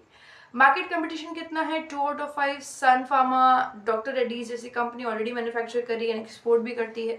So this is the one reason कि competition बहुत ज़्यादा नहीं है, but हाँ ये कि डिमांड ज़्यादा है तो इसको वॉल्यूम के गेम में खेला जा सकता है। So overall ratings market competition में almost 2 out of 5। So overall ratings आपकी बनती है around 12 to 13 out of 20, and that is not a bad scenario, not even a good scenario. एक ठीक ठाक टाइप का ड्रग जो है कंपनी ने भी डिस्कवर किया है। Okay, next is cetirizine. अब सिट्राजिन को मैं डिस्कस नहीं करूंगी, that will be waste of time, क्योंकि सिट्राजिन एक बहुत ही ज़्यादा एक बहुत ही कमोडिटी काइंड ऑफ ड्रग है। उसका इज लाइक हर गली गली में आपको मिलेगा, तो बहुत बहुत ज़्यादा कोई कॉस्ट भी नहीं है, हार्डली 10 रुपये की एक पूरा स्ट्रिप आता है इसका, एंड इट इज़ लाइक बहुत ही कॉमन सा एलर्जिक ड्रग है। सो कोई सेंस नहीं, मुझे इवन ये समझ में नहीं आ रहा है कंपनी ने इसको बनाया भी क्यों है। इतने कमोडिटी ड्रग्स कंपनी को रखने नहीं चाहिए, बट इट्स ओके, अगर वॉल्यूम में अगर आप रेवेन्यू ला सकते हो that is still fine, but cetirizine को डिस्कस करने का कोई मतलब नहीं है। अगर आप रेटिंग की बात करते हो, it hardly takes like 5 or 7 out of 20, तो I am not going to discuss this drug and it will be a waste of time completely, right. Next अब हम देखते हैं कि ओके, ऑलमोस्ट रेडी एपीआईज में हमने 2 देखे हैं अभी तक, donepezil and your cetirizine. Cetirizine को डिस्कस मैंने नहीं किया, that has no importance in the pharma, and donepezil का एक अच्छा खासा आप देख सकते। अच्छा, डोनापिजिल का जो प्राइस है पर लैख कितने का बिकता है, if you are curious about that to know, let me tell you कि इसका जो प्राइस है अब अराउंड 67,000 to 1.2 लाख अप्रॉक्स, मतलब लगभग लाख के करीब भी ये बिकता है पर KG. So that is not a bad at all, like even ये ज़्यादा अच्छे में आता है, एक नॉर्मल सा एपीआई से ज़्यादा बेटर है। कई एपीआई 5,000 पर किलो भी बिकते हैं and they still make a good revenue. तो ये तो 1.5 लाख रुपये, सॉरी 1.2 लाख पे ट्रेड करने वाला एपीआई है। So that is like again a good kind of API. Okay, so next is your कि अभी कंपनी के पास में पाइपलाइन में कौन कौन से ड्रग्स हैं जिन पे कंपनी काम करी है एंड जिनका एक तरह से हम कह सकते हैं कि हाँ they are kind of good drugs. अब इसके अंदर कंपनी लगभग 5 टाइप ऑफ एपीआई पर काम करी है। उसमें से मैं आपसे सबसे पहले डिस्कस करूँगी आपका मेन एपीआई कौन सा है, उसके बाद में थोड़ा सा हम लोग इसका मतलब एक डिसेंडिंग ऑर्डर में मैं इसको डिस्कस करूँगी, हाईएस्ट देन उससे थोड़ा कम, उससे थोड़ा कम, उससे थोड़ा कम। एंड इसमें एक है आपका जो कि जिसका कोई काम नहीं है लगभग, तो I am not going to discuss that. बाकी आपका जिनका रेटिंग अबाउ 12 है उनको मैं डिस्कस करूँगी। So yeah very first is your, okay just give me a second. Very first is a felbamate करके इसका नाम है, फेल्बामेट ड्रग है। फेल्बामेट का काम होता है कि आपके ब्रेन में कुछ अब नॉर्मल सिग्नल्स आते हैं जिसकी वजह से पीपल रिएक्ट लाइक एक रैंडम रिएक्शन देते हैं, जिसको आपने सुना होगा फिट्स। फिट्स एक बहुत ही कॉमन सी बीमारी है, इंडिया में भी है, बहुत जगह होती है, जिसमें ये यूजुअली बचपन में होना शुरू हो जाता है बच्चों को, एंड जिसकी वजह से अब नॉर्मल बिहेवियर होता है कुछ 10 से 15 सेकेंड जितनी भी देर के लिए आपको फिट्स आ रहे हैं, जिसके अंदर बच्चे की बॉडी यूजुअली अब नॉर्मल बिहेव करती है। एंड हाँ, एक ये लॉन्ग टर्म वाली बीमारी है, एक बार हो गया तो जिंदगी भर रहता है। एंड समटाइम फिट का अगर ड्यूरेशन बढ़ जाए तो that can also like life taking sometimes, है ना। तो ये जो फिट्स की बीमारी है ये यूजुअली एक बड़े स्केल पर दुनिया के अंदर चल रही है, एंड ये काम करता है फिट्स को रोकने का। वेल फिट्स का जो साइंटिफिकल नेम है दैट इज एपिलेप्सी, इसको यूजुअल लैंग्वेज में हम फिट्स बोलते हैं। So like another general information, right. And ज़्यादातर पेशेंट्स आपको मिलेंगे कि हाँ जो फिट्स के हैं उनको usually like anti AP what was the name epilepsy का जो ड्रग है वो दिया जाता है, या फिर ज़्यादा है तो इंजेक्शन भी दिया जाता है। So that is your main drug, that is felbamate, right. अब फेल्बामेट इतना स्पेशल क्यों है, लाइक ये आपका अप्रूव हुआ था अराउंड 1994 में जब इसका पहली बार डिस्कवरी हुआ था, एंड ये आज तक लाइक एक अच्छे स्केल पर चलते आ रहा है क्योंकि इसका डिमांड हमेशा से बढ़ते जा रहा है। That is it's a kind of special drug. And अब इसके अंदर अगर आप देखते हो तो ग्लोबल लेवल पे इसके मैन्युफैक्चरर्स काफ़ी कम है। अब आपको दिखेगा एक बहुत ही आयरनी सी बात हो गई कि इतना ज़्यादा हाई डिमांड वाला बीमारी है, इतना ज़्यादा फैलने मतलब बड़े स्केल पे चलने वाला बीमारी है, बट स्टिल इसके ग्लोबल मैन्युफैक्चरर्स बहुत कम है। And I was shocked. And यहाँ पे थोड़ा सा एडवांटेज जो है टाइशे को मिलता है, क्योंकि वही है कि ये एक नया टाइप का ड्रग लेके आ रहे हैं जिसका ग्लोबल मैन्युफैक्चरर्स हार्डली 5 से 6 आपको ग्लोबल मैन्युफैक्चरर्स दिखेंगे, जिसमें से भी एपीआई मैन्युफैक्चरर्स हार्डली 2 से 3 मिलेंगे। तो यहाँ पे टाइशे को एक बहुत ही शानदार तरह का एडवांटेज मिलता है। इसका अगर आप मार्केट देखते हो, इंडिया के अंदर मार्केट आपको थोड़ा छोटा दिखेगा। लगभग 100 करोड़ का मार्केट यहाँ पे फिनिश ड्रग का है। एपीआई का लगभग 25 करोड़ का मार्केट है। एपीआई का मार्केट छोटा है यहाँ पर। एंड ये ग्लोबल लेवल पर लगभग आपका 1600 करोड़ का मार्केट है। फिनिश ड्रग का एपीआई मार्केट लगभग 500 करोड़ का है। सो नॉट बैड, बट हाँ बहुत ज़्यादा मार्केट बड़ा नहीं है, right. And the thing is कि अब टाइशे के लिए क्यों एक ये अच्छा प्रोडक्ट है, why Taishe should like win here? The answer for that is कि almost no competition पे Taishe यहाँ पर खेलेगा। इसके ग्लोबल मैन्युफैक्चरर्स आपको 2 से 3 मिलेंगे एपीआई बनाने वाले। सो लगभग ना के बराबर कंपटीशन पे यहाँ पर टाइशे को एक मीनिंगफुल मार्केट मिलेगा और जल्दी मार्केट को एड्रेस कर सकते हैं। That is one thing. Synthesis complexity इसकी कितनी है, सबसे ज़्यादा इसकी सिंथेसिस कॉम्प्लेक्सिटी है। That is why this is like a star kind of drug. इसको बनाने का प्रोसेस एक्चुअल में बहुत ज़्यादा लाइक एक कंप्लीट कॉम्प्लेक्स केमिस्ट्री वाला है। दिस इज़ वाई इसको हर कोई कर भी नहीं रहा है, एंड इसलिए इसको कंपिटिटर्स भी मतलब कम मिले हैं टाइशे को। इसको यूजुअली लोग छोड़ छोड़ के भाग जाते हैं कि ये बड़ा अजीब सा ड्रग है, इसको बनाने का कम्प्लेक्सिटी बहुत ज़्यादा है। That is why no one really takes any step into that, right. Demand इसकी ज़्यादा है। जो एकदम सीवियर एपिलेप्सी वाले जो आपके पेशेंट्स होते हैं उनको फेब्लामेट का रिक्वायरमेंट होता है, उनको इमीडिएट बेसिस पर दिया जाता है। इट्स लाइक एन एस्थमा, तो उसको आप इग्नोर नहीं कर सकते हो। जो आपके सीरियसली जिनको एपिलेप्सी होता है सीवियर काइंड ऑफ, उनको इसका डिमांड बहुत ज़्यादा रहता है, जिनको लाइक एक साइड में लेके ही चलना पड़ता है। So like that, okay. Now now इसका थोड़ा सा बियर केस क्या है कि इसके अंदर आपका रेगुलेटरी बहुत ज़्यादा है। इसके अंदर आपका जो एफडीए है, जो आपका ईयू का रेगुलेटरी है, वो थोड़े से ज़्यादा वो एकदम सचेत रहते हैं। एंड इसका जो एक तरह से देखा जाओगे रेगुलेटरी है वो बहुत ही टाइट काइंड ऑफ रेगुलेटरी है, जिसमें टाइशे को यहाँ पर इन्वॉल्व रहना पड़ेगा। एंड वही प्रॉब्लम है कि अप्रूवल्स में यहाँ पे कंपनी फंस सकती है, but still the drug is in like process. तो देखते हैं कि क्या किस तरह के अप्रूवल्स कंपनी को मिलते हैं एंड किस तरह के नहीं मिलते हैं। अब ये है कि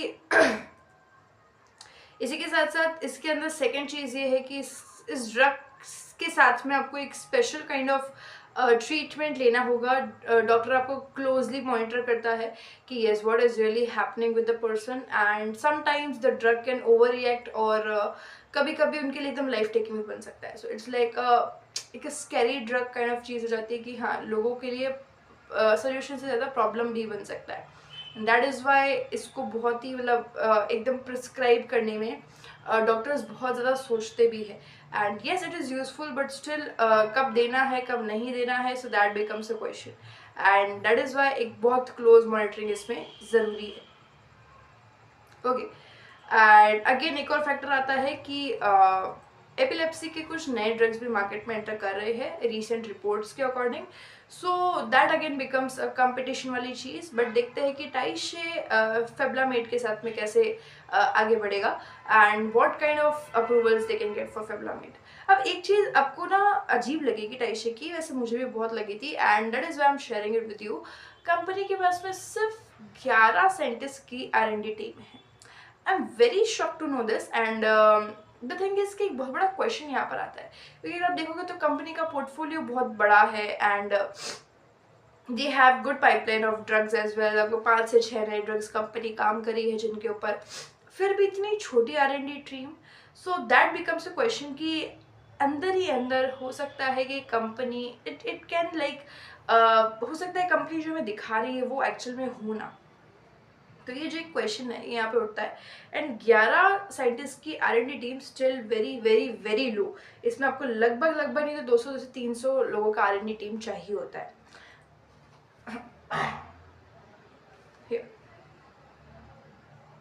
ये आपको आई एम सॉरी, ये आपको लगभग आपके जो FY24 का I am really really really sorry, ये आपको FY24 का जो एनुअल रिपोर्ट होगा उसके अंदर जानने के लिए मिलेगा कि yes the company has 11 scientist of R&D team है। तो कंपनी ने यहाँ पर बताया नहीं है एग्जैक्ट टीम साइज या फिर एक्चुअल में sorry I am so sorry and या फिर सच में कंपनी ने अपना टीम साइज रिड्यूस किया है। So really big question over here, right. अब रेटिंग ब्रेकडाउन अगर आप देखोगे तो सिंथेसिस डिफिकल्टी लगभग 4 पॉइंट मिल जाते हैं कंपनी को यहाँ पर। एंड मार्केट डिमांड कंपनी का 3 आउट ऑफ 5 का अच्छा खासा डिमांड यहाँ पर देखने को मिलता है। Regulatory barrier 4 out of 5। Market competition में कंपनी यहाँ पर सबसे ज़्यादा जीतती है। दैट इज़ अ 5 on 5 की कंपनी के पास में बिल्कुल कंपटीशन नहीं है। And synthesis and market competition ये दो में कंपनी जीतती है। That is why this can become there star API और स्टार ड्रग, राइट। सो ये एक बहुत ही शानदार सी चीज़ है। नाउ एक और आपका ड्रग है जिससे दैट इज़ योर सिनसिलेट। सिंसिलेट और सिनासिलेट भी इसको बोलते हैं। सिंसिलेट का काम होता है कि आपका किडनी फेलियर जब होता है लोगों को, जब किडनी फेलियर होने पे जब लोग डायलिसिस करवाते हैं उनको एक बड़ा प्रॉब्लम होता है कि उनका जो कैल्शियम है वो ब्लड में मिक्स होने लगता है। एंड दैट इज़ वाई आपका जो बोन्स है वो बहुत ज़्यादा वीकर होने लगती है। उस केस में सिंसिलेट का यूज़ किया जाता है ताकि आपका जो कैल्शियम है that goes to right place and kidney उसको यूजुअली ब्लड में ना मिक्स करे एंड दैट इज़ लाइक आपका कंप्लीट बोन्स है वो एक हेल्दी फॉर्म में रहे, राइट। उस केस में यूज़ किया जाता है आपका सिंसिलेट का। अब क्योंकि किडनी डिजीजेज एक बहुत ही क्रॉनिक काइंड ऑफ स्टेज हो जाता है। किडनी डायलिसिस आपको स्टेज 5 के अंदर करवाना होता है जहाँ पे बहुत ही लाइक एकदम सीवियर कंडीशन आ जाता है पेशेंट का, दैट ही और she cannot be surviving without the dialysis। उस केस में सिंसुलेट का यूज़ किया जाता है। एंड इसका मार्केट अगर आप देखते हो तो इंडिया के अंदर फिनिश ड्रग मार्केट लगभग 200 से 350 करोड़ का है। API मार्केट लगभग 100 करोड़ के आसपास है। एंड फिनिश ड्रग मार्केट आपका लगभग ग्लोबल लेवल पे 8,000 करोड़ के आसपास है। API मार्केट लगभग 2100 करोड़ के आसपास है। सो इट्स लाइक कि हाँ एक ठीक ठाक मार्केट इसका है, राइट। एंड अब यूजुअली अगर आप देखोगे तो इसका डिमांड इंडिया में इतना क्यों बढ़ रहा है, क्योंकि लोग बहुत ज़्यादा एक हाइपरटेंशन एक क्रॉनिक डायबिटीज़ टाइप की बीमारियों से सफ़र कर रहे हैं। एंड इस केस में सबसे ज़्यादा किडनी डिजीजेस से किडनी फेलियर के चांसेस होते हैं। उस केस में सिंसिलेट का यूज़ बहुत ज़्यादा होता है। एंड इज़ लाइक कि एक डायबिटिक कैपिटल तो हमें बोला ही जाता है। बहुत ही जल्दी मुझे ऐसा लगता है कि heart attack and kidney is the second चीज़ जिस पे सबसे ज़्यादा हमारे लोग सफ़र कर रहे हैं। एंड इस केस के अंदर आप देखोगे तो India is becoming like pharma में सबसे ग्रोइंग मुझे ऐसा लगता है। हालांकि प्राउड करने वाली चीज़ बिल्कुल भी नहीं है कि हम लोग एक फार्मा कैपिटल में बहुत जल्दी बन जाएंगे। बीमार होने वाले सबसे ज़्यादा जल्दी लोग बन जाएंगे हम लोग, right. So this is like a market which is growing really fast in the terms of these particular diseases। अब अब टाइशे के लिए यहाँ पे एडवांटेजेस क्या है कि टाइशे यहाँ पर एक बहुत ही स्पेशलाइज्ड मार्केट के अंदर काम कर रहा है। दैट इज़ योर एक नीश वाले स्पेसिफिक मार्केट के अंदर काम कर रहा है with this particular drug. And जहाँ पर यूजुअली एंट्री लेना बहुत मुश्किल होता है। सो ये 2 पॉइंट आपके यहाँ पर है कि एक स्पेशलाइज्ड ड्रग मार्केट के अंदर काम कर रहा है। दूसरा कि इसकी जो एंट्री बैरियर है, रेगुलेटरी बैरियर है, दैट बिकम्स लाइक थोड़ा सा इंपॉर्टेंट, यहाँ पर एक पॉइंट बन जाता है। थर्ड की कॉम्प्लेक्सिटी ज़्यादा है। कॉम्प्लेक्सिटी जिस भी चीज़ की ज़्यादा होगी वो ऑटोमेटिकली एक हाई बैरियर वाली चीज़ में चले जाता है, right. So this is why Tyche has some advantages over here. And अगर आप इसको रेटिंग देते हैं तो रेटिंग के अंदर सिंथेसिस डिफ़िकल्टी के अंदर कंपनी को मिलता है ओवरऑल 4 on 5 का रेटिंग। एक बहुत ही अच्छी तरह के सिंथेसिस डिफिकल्टी पे कंपनी काम कर रही है। एक्चुअली इसके अंदर आपका कायरल केमिस्ट्री का यूज होता है, कायरल इंटरमीडिएट्स। आई होप आपने वीडियो देखा होगा जहाँ पर मैंने आपको समझाता है what is chiral intermediates and why these are really difficult to make. And यहाँ पर यूज होता है आपका कायरल केमिस्ट्री का। ये कायरल इंटरमीडिएट्स के थ्रू बनाया जाता है, that is why it is very difficult to make itself. And market demand इसका कैसा है, मार्केट डिमांड बढ़ रहा है, 4 on 5 का यहाँ पे मार्केट डिमांड आपको देखने के लिए मिलता है। रेगुलेटरी बैरियर कितना है, ऑलमोस्ट 3 on 5 का रेगुलेटरी बैरियर है। मार्केट कंपटीशन कितना है, ऑलमोस्ट 3 on 5 का मार्केट कंपटीशन है, बहुत ज़्यादा भी नहीं है, बहुत ज़्यादा कम भी नहीं है। Okay, now comes one more API which is under development in the Tyche Industries company, जिसका R&D भी चल रहा है एंड कंपनी इसको आने वाले फ्यूचर में लॉन्च करेगी। That is your zileuton. Right, zileuton एक एस्थमा की दवाई है जिसका एक यूनिक काइंड ऑफ फंक्शन है। ये नॉर्मल एस्थमा की दवाई से थोड़ी सी ज़्यादा कारगर है and that effects really good on the patients. Bronchodilators जो होते हैं हमारे बॉडी के अंदर, जिससे मेजरली आपका एस्थमा का प्रॉब्लम होता है। बेसिकली जो सांस की नलियाँ है जो दब जाती है, जिनमें एयर पास नहीं हो पाती है, उनको खोलने का काम ये दवाई करती है। राइट, एंड ये एक मॉडरेट से सीवियर काइंड ऑफ पेशेंट्स के लिए यूज़ होता है and that is like mostly perceive by these kind of companies. इसका डिमांड अगर आप देखोगे तो काफ़ी हद तक ग्रो हो रहा है डिपेंडिंग ऑन दी डॉक्टर्स, क्योंकि यहाँ पर जिस तरह से डॉक्टर प्रिस्क्राइब करते हैं सीवियर पेशेंट्स को, उस अकॉर्डिंग अगर आप देखोगे जितने डॉक्टर्स प्रिस्क्राइब करते हैं उतना आपका डिमांड ग्रो होते रहता है। सो या दिस इज़ बीइंग लाइक एक परसीव की जाने वाली मेडिसिन बन रही है। इसका मार्केट अगर आप देखोगे तो ग्रो कर रहा है and finish drug market global level पर लगभग 1600 से 2500 करोड़ का है। API मार्केट अगर आप देखेंगे तो लगभग 250 से 800 करोड़ के आसपास का है। एंड इंडिया के अंदर आप देखते हैं तो 100 से 200 करोड़ का फिनिश ड्रग मार्केट है एंड API मार्केट लगभग 15 से 20 करोड़ का है। It's better now. या 15 से 50 करोड़ का लगभग इनका API का मार्केट है इंडिया के अंदर। राइट, एंड अगर आप देखते हो तो ग्लोबली लगभग 30 मिलियन पेशेंट्स है एस्थमा के, जिनको सीवियर काइंड ऑफ एस्थमा से जो लोग सफ़र कर रहे हैं। राइट, एंड या इन दिस पर्टिकुलर केस अगर आप देखते हो यहाँ पे रेटिंग की बात अगर आप करते हैं, सो 3 on 5 on complexity side, synthesis complexity कितना है, 3 on 5 का रेटिंग कंपनी को मिलता है। मार्केट डिमांड कैसा है, नीश है बट हाँ डिमांड ग्रोइंग है, एक स्टेबल तरह का डिमांड है, तो यहाँ पर कंपनी को मिलता है 3 on 5। रेगुलेटरी बैरियर कैसा है, ठीक ठाक है, बहुत ज़्यादा भी नहीं है, बहुत ज़्यादा कम भी नहीं है, तो 3 on 5 अगेन। मार्केट कंपटीशन कैसा है, मार्केट कंपटीशन अच्छा है, थोड़ा सा अस्थमा के ड्रग्स से कम है एंड दैट इज़ गुड। सो यहाँ पर कंपनी को इजीली 3 on 5 मिलता है। टोटल अगर आप देखते हो तो लगभग 12 से 20 का रेशियो यहाँ पे निकल के आता है, लगभग 20 में से 12 की रेटिंग कंपनी को मिलती है and that is like a decent option. आप इसकी तरफ जा सकते हैं, टैशे का कंपनी इसकी तरफ जा सकता है बट नॉट टू मच। बहुत ज़्यादा वैल्यूएबल ड्रग तो नहीं है बट ये still good for growth. Right, so this is the your asthma वाला drug, that is your zileuton. Right, अब यहाँ पर एक तरह से आप देखोगे तो एक अच्छा ड्रग है, एक मिड कैटेगरी का ड्रग हो गया। अब जो दो ड्रग आते हैं ये ठीक ठाक से ड्रग है, इनको डिस्कस करना ना करना ऑलमोस्ट बराबर है। एक आपका आता है, अच्छा आपके ज़ुलेट्रॉन से हल्का सा बेटर ड्रग यहाँ पर एक और है, दैट इज योर पायरेसिटम इसको बोलते हैं।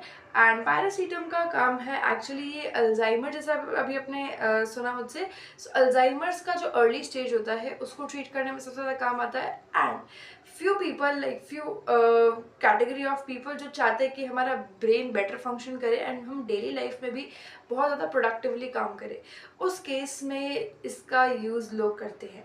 सो इट्स लाइक एक ब्रेन बूस्टर काइंड ऑफ दवाई आप इसको मान सकते हैं। एंड यहाँ पर इसको जो रेटिंग मिलता है अराउंड इंडिया में इसका मार्केट वैसे थोड़ा कम है, थोड़ा सा नीश स्पेसिफिक हो जाता है but still market is growing. And यहाँ पर लगभग आपको जो रेटिंग मिलता है that is around 13/20।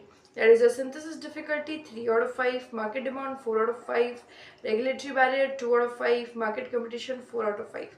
So a kind of good drug and yeah, आप इसको भी एक तरह से टारगेट पे लेकर चल सकते हैं ना। एक और ड्रग है जिसके बारे में कंपनी कंपनी ने बात की है कि हम इसको भी अंडर डेवलपमेंट में रख रहे हैं, दैट इज़ लीवोसिट्राजिन DIHCl। अब क्यों रखा है, again my question is that, क्योंकि ये भी सिट्राजिन का ही छोटा भाई है, तो कोई सेंस नहीं है इसको डिस्कस करने का भी। और लाइक जितना बुरा सिट्राजिन एक चॉइस है उतनी ही बुरी ये भी एक चॉइस है, सो कोई सेंस अगेन बनता नहीं है पर डिस्कस करने का। हाँ, मार्केट इसका बहुत बड़ा है, सो कमोडिटी टाइप में भी अगर आप वॉल्यूम में खेल सकते हैं तो भी still fine, but still not a good choice, right. So yeah इसका रेटिंग इसको लगभग 7/20 मिलता है। कोई कंपटीशन का कोई लेवल नहीं है, कोई रेगुलेटरी बैरियर नहीं है, एंड मार्केट डिमांड अच्छा है, सिंथेसिस डिफिकल्टी कुछ भी नहीं है। सो हाँ, जितना भी नंबर इसको मिलता है मार्केट डिमांड के बेसिस पे मिलता है। So yeah these were all the drugs which Tyche is working on. And Tyche में अगर आप देखते हो जो आपकी पाइपलाइन है उसकी रैंकिंग, सिर्फ जो 5 ड्रग्स ये पाइपलाइन में बना रहे हैं उसकी रैंकिंग अगर आप देखते हो तो उसमें सबसे बेस्ट है आपका फेल्बामेट एंड सिनसिलेट। ये 2 ड्रग्स आपके बेस्ट है। उसके बाद में अगर हम किसी को परस्यू करें तो that is your sorry where my list went, okay, that is your पायरासीटम, जिसको अगर हम थोड़ा सा एक बार हमारे टारगेट में रख सकते हैं। सो पायरासीटम आपका हो जाता है एक, ओके, एंड फेल्बामेट हो जाता है, सिंसिलेट हो जाता है। 3 ड्रग्स ऐसे हैं जिसको हम रख सकते हैं हमारे कैटेगरी के अंदर, ओके। एंड बाकी के 2 ओकेश है, नॉट टू गुड। सो या एंड अगर आप इनका प्राइस देखना चाह रहे हो, सिंसिलेट लगभग 3 लाख के आसपास ट्रेड करता है इसका API। फेल्बामेट लगभग 42 lakhs के आसपास ट्रेड करता है, that is very big number, and that is felbamate is a good category of drug. Zileuton आपका almost 84,000, that is what. Piracetam आपका 6 lakh approx, and again levocetirizine around 80,000। So not too good, not too bad, okayish kind of drug is there. And सबसे कम competition आपका felbamate का ही है, only 3 to 4 companies are there which really makes फेल्बामेट।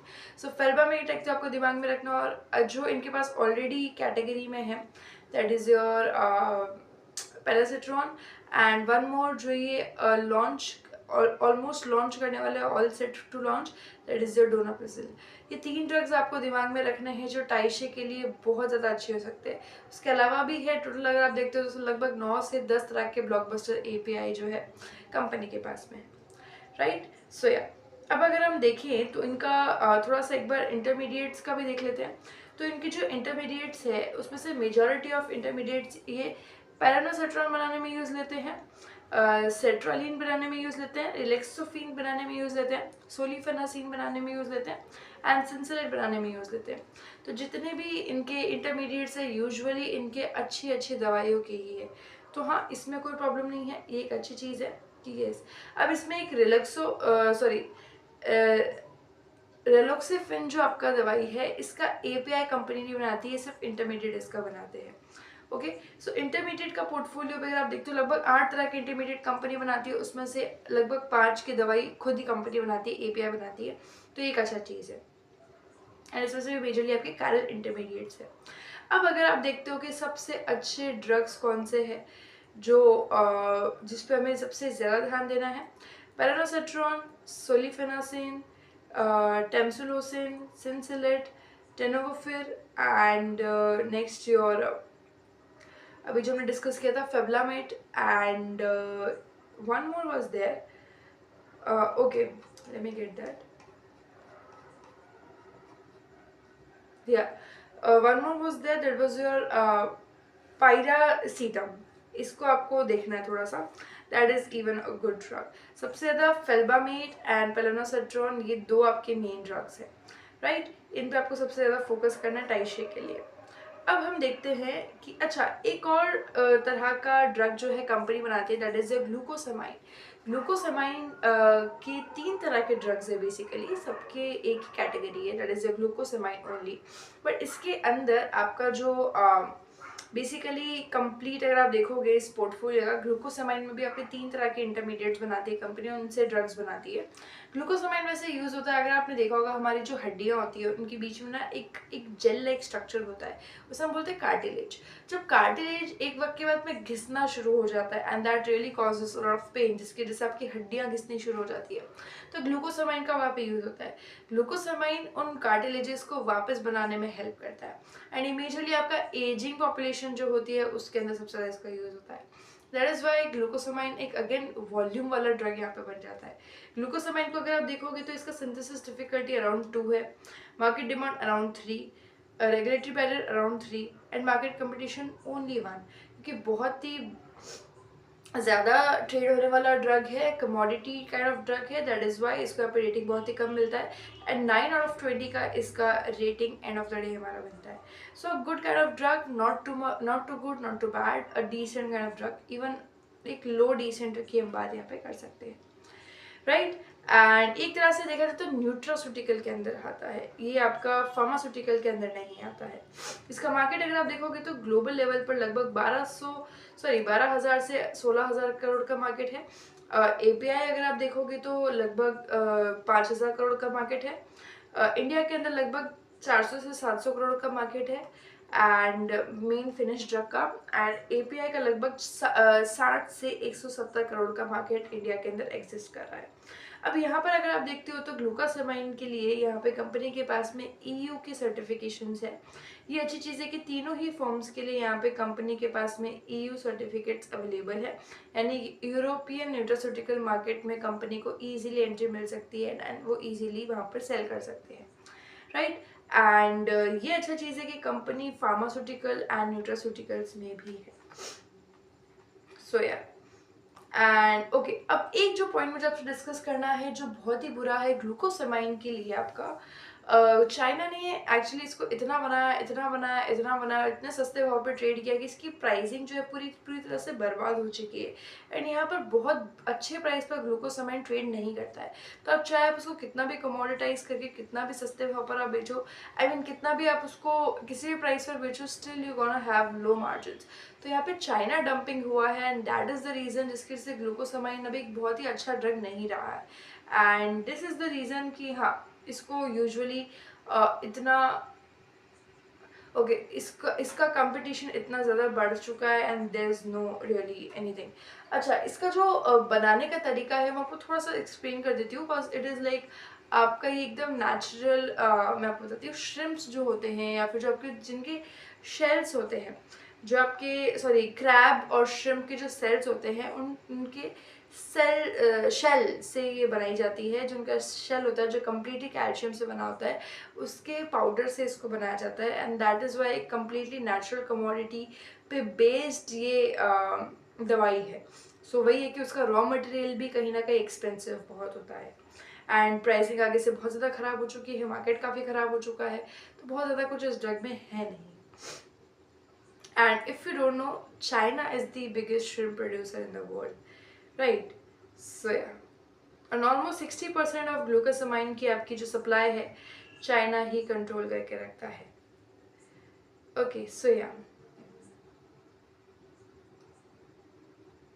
Okay, अब इसमें competition of course ज़्यादा है, मार्जिन कम है एंड यही सेम ड्रग कई जगह बनाया जा रहा है सेम तरीके से। सो या nothing is that. Okay, now the thing which I want to discuss you, अब जो चीज़ हमारी बचती है दैट इज़ आर फाइनेंशियल्स। लगभग हर चीज़ हम कर चुके हैं। ओके, थोड़ा सीडीएम हम डिस्कस करते हैं। सीडीएम हम देखते हैं टाइशे का कैसा है।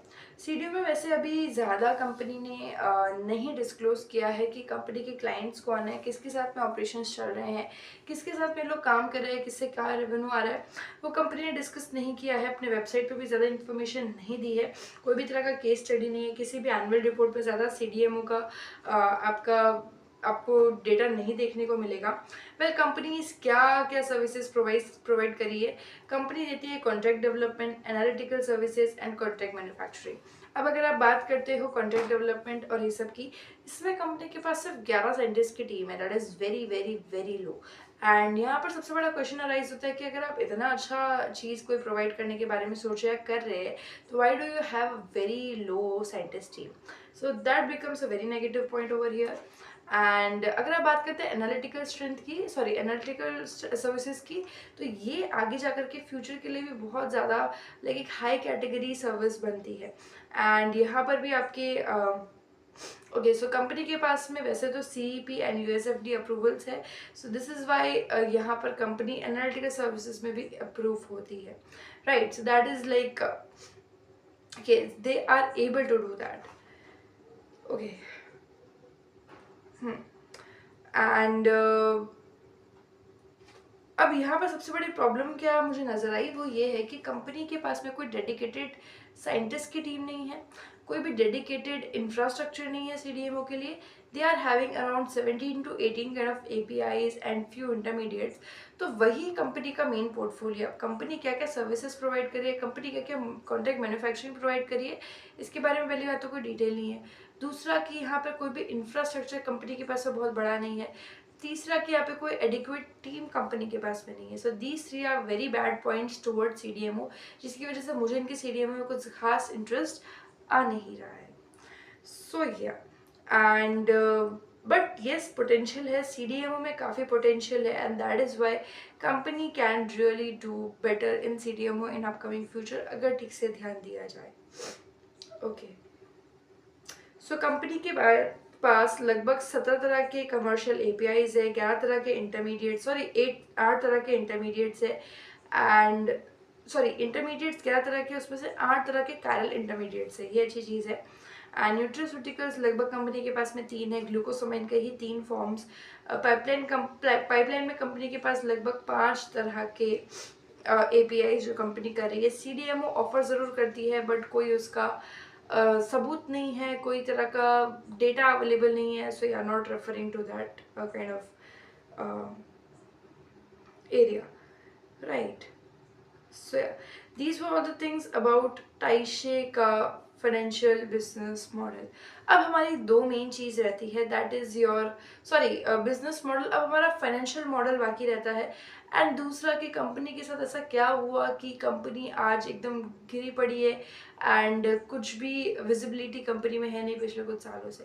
ताइशे इंडस्ट्रीज का business model analysis and company का ड्रग पोर्टफोलियो हमने स्टडी कर लिया है, एंड अब हम आगे बढ़ेंगे कंपनी के फाइनेंशियल्स के ऊपर। हम बात करने वाले हैं कंपनी के फाइनेंशियल्स कैसे हैं, राइट। सो जब हम बात करते हैं फाइनेंशियल्स के ऊपर, according to my learnings and जो अब तक मैंने पढ़ा है, आई एम ट्रांसफॉर्मिंग थोड़ा सा मेरा फाइनेंशियल्स वाला रिसर्च भी, and I really give preference to cash flow. जब से मुझे कैश फ्लो का इंपॉर्टेंस पता चला है, and I have got to know कि yes why cash flow is really important, why mister Rakesh Jhunjhunwala used to see the cash flow at the very first, and क्यों cash flow important है। So very simple सी चीज़ है कि आपने अगर 100 रुपये कमाए हैं, अगर उसमें से 5 रुपये भी आपके पास में नहीं आ पा रहे, that is consider as a worst cash flow. And 100 में से अगर आप मान के चले 90 रुपये भी आपके पास में आ रहे, that can be consider as a good cash flow. 100 के 100 आ रहे, best cash flow, right. So cash flow is very very very important in any kind of company. So अगर हम बात करते हैं ताइशे का कैश फ्लो का, तो वो देखते हैं कैसा चल रहा है। अगर आप ताइशे का कैश फ्लो देखते हो पिछले कुछ सालों में, FY21 से लेकर के आपको बताऊंगी 21 से 25 तक का कैश फ्लो। सो अगर आप देखते हो कि कंपनी का नेट प्रॉफिट लगभग कंपनी कितना करी है, तो लगभग FY21 में 20 करोड़ में से कंपनी के पास में जो कैश फ्लो है लगभग 15 करोड़ का आया, एंड FY22 में 9 करोड़ सॉरी 10 करोड़ लगभग कंपनी ने किया, उसमें से लगभग 4.5 करोड़ कंपनी के पास में आया। 23 में 15 करोड़ में से 6 करोड़ कंपनी के पास में आया। FY24 में 12 करोड़ में से 7 करोड़ कंपनी के पास में आया, एंड FY25 में 12 करोड़ में से 8 करोड़ कंपनी के पास में आया। सो अगर आप ये देख पा रहे हो तो cash flow is not very bad, not very good, मतलब एक एवरेज से स्टेट पर है, ओके है, थोड़ा सा बिलो एवरेज में इसको कंसिडर करूँगी। एटलीस्ट 80% पैसा should be coming to your account, right. And अगर आप इसमें कैश कन्वर्जन रेशियो अगर आप कंपनी का देखते हो, तो FY21 में almost 0.7, it is good. Cash conversion ratio आपका 1 तक होना चाहिए, 1 वाला बेस्ट है आपका, and about 8 is good. 1 means 100% cash आ रहा है, 8 मीन्स 80%, सो आप नंबर के अकॉर्डिंग देख लेना। 5 मीन्स 50% कैश आ रहा है, so like that. And if you take on FY21 0.7 का कैश कन्वर्जन रेशियो, FY22 0.4 का, FY23 0.4 again, FY24 0.6, FY25 0.6। So या not very bad, not too good, एक ठीक है एवरेज काइंड ऑफ सिचुएशन यहाँ पे कैश फ्लो की हमको देखने के लिए मिलती है। कैश कन्वर्जन इसमें बढ़ना ज़रूरी है एंड अप्रॉक्स 8 तक जाना should be good, right. And इसके अलावा cash flow is sort of good.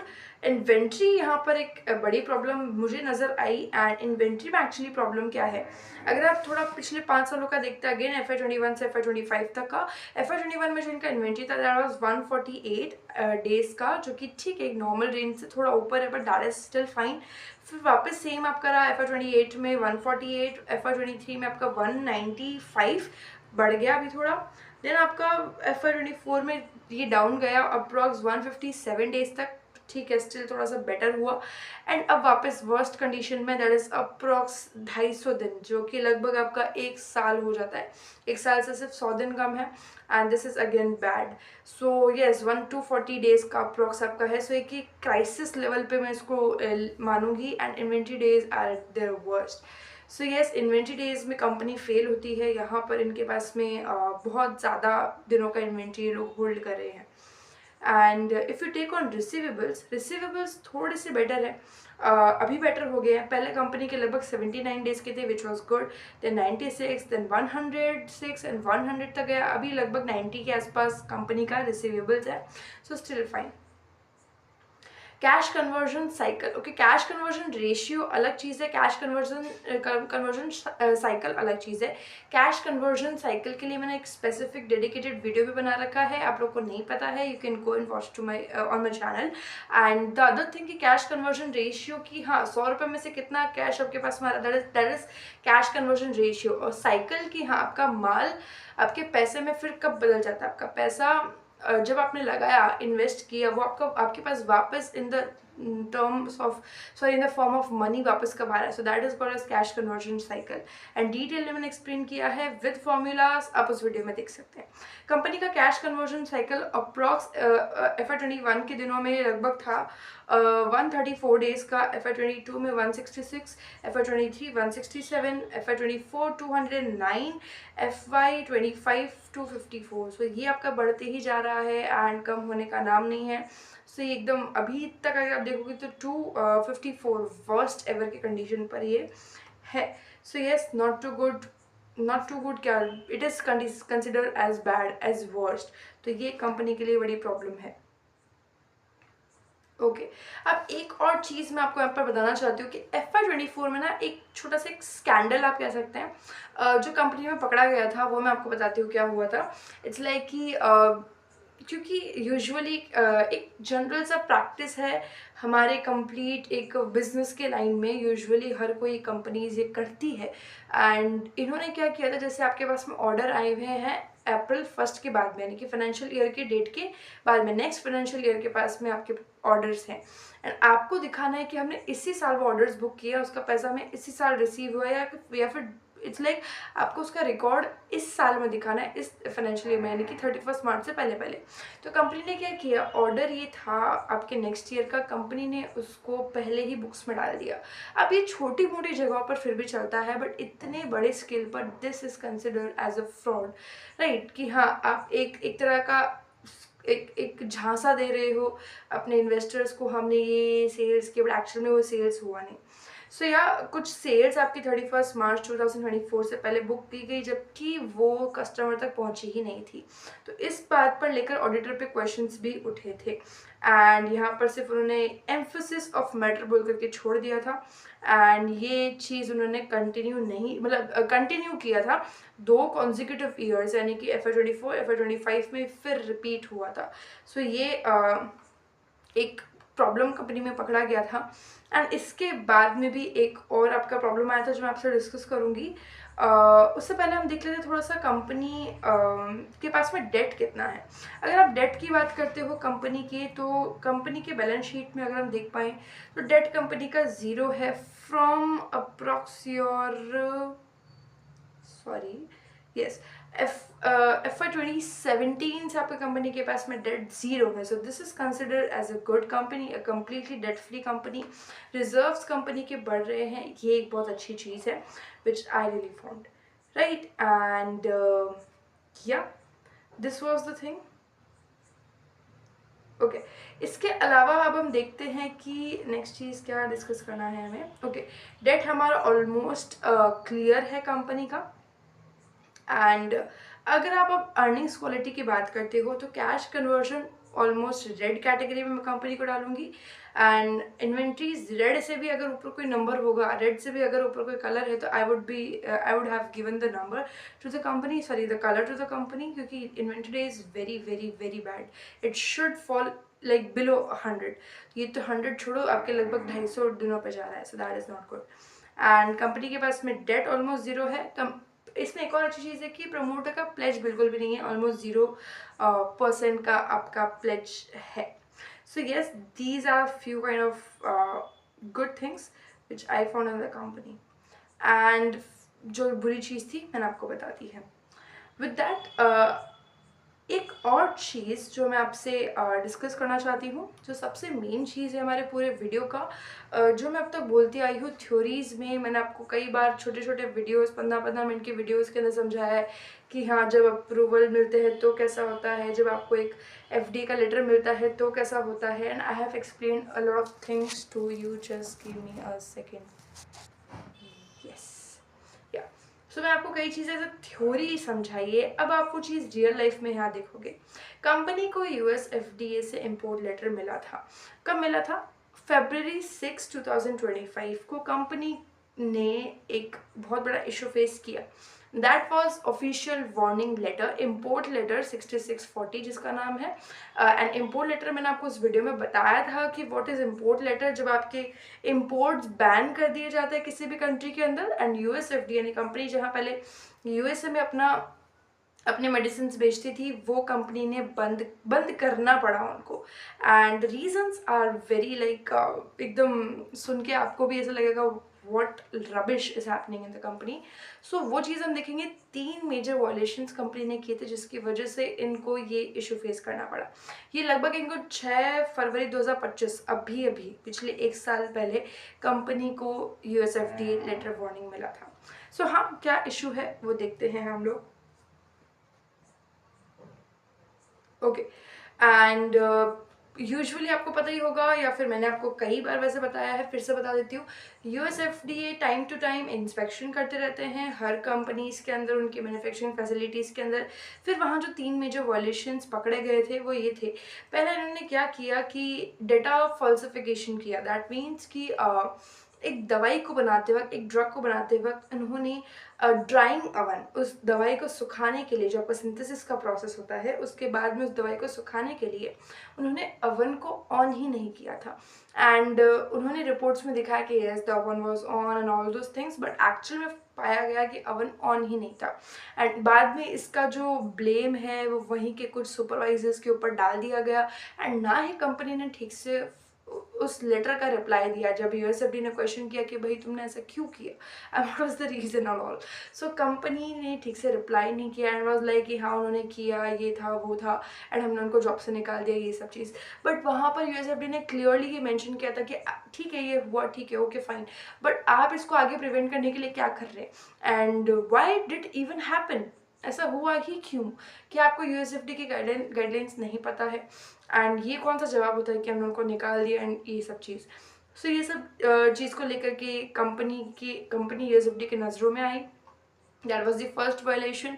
And yes अगर आपको एक कंप्लीट लेटर पढ़ना है कि यूएसएफडी ने एक्चुअल में क्या लिख करके दिया था, आप एफडीए की वेबसाइट पर जा करके पढ़ सकते हैं। You will find the complete letter with the name of Tyche Industries and जो भी उनके प्रमोटर्स के ऊपर ये लेटर बना था। सो येस एग्जैक्ट वर्डिंग्स भी आप पढ़ सकते हो, बहुत ही ईजी लैंग्वेज में है, मुझे कुछ टफ लगा नहीं। And that is I am recommending you to right. And yes जो इन्होंने अवन ऑन नहीं किया था वो बैच आगे चल करके फेल हो चुका था। बट द थिंग वॉज कि अगर वो बैच लॉन्च हो जाता तो आगे चल करके कितना हार्म करता, वो एक बड़ा प्रॉब्लम था राइट। एंड नेक्स्ट जो इनका प्रॉब्लम आया था, जो वायलेशन इन्होंने किया था, दैट वॉज डर्टी इक्विपमेंट। यानी कि इन्होंने ना बिल्कुल लाइक बेयर फुटप्रिंट्स यूएसएफडीए को मिले थे कि हाँ कुछ नंगे पैरों के निशान लेकर के आप मैन्युफैक्चरिंग फैसिलिटी जो भी आपका रूम्स है, रिएक्टर के जो रूम्स होते हैं उसके अंदर गए एंड आपने गंदे यूटेंसिल्स का यूज़ करा. So that was the second violation which was imposed on Taishi industries and इसका भी उन्होंने ठीक से रिस्पॉन्ड नहीं किया था. And that was again a second kind of problem which happened with Taishi industries.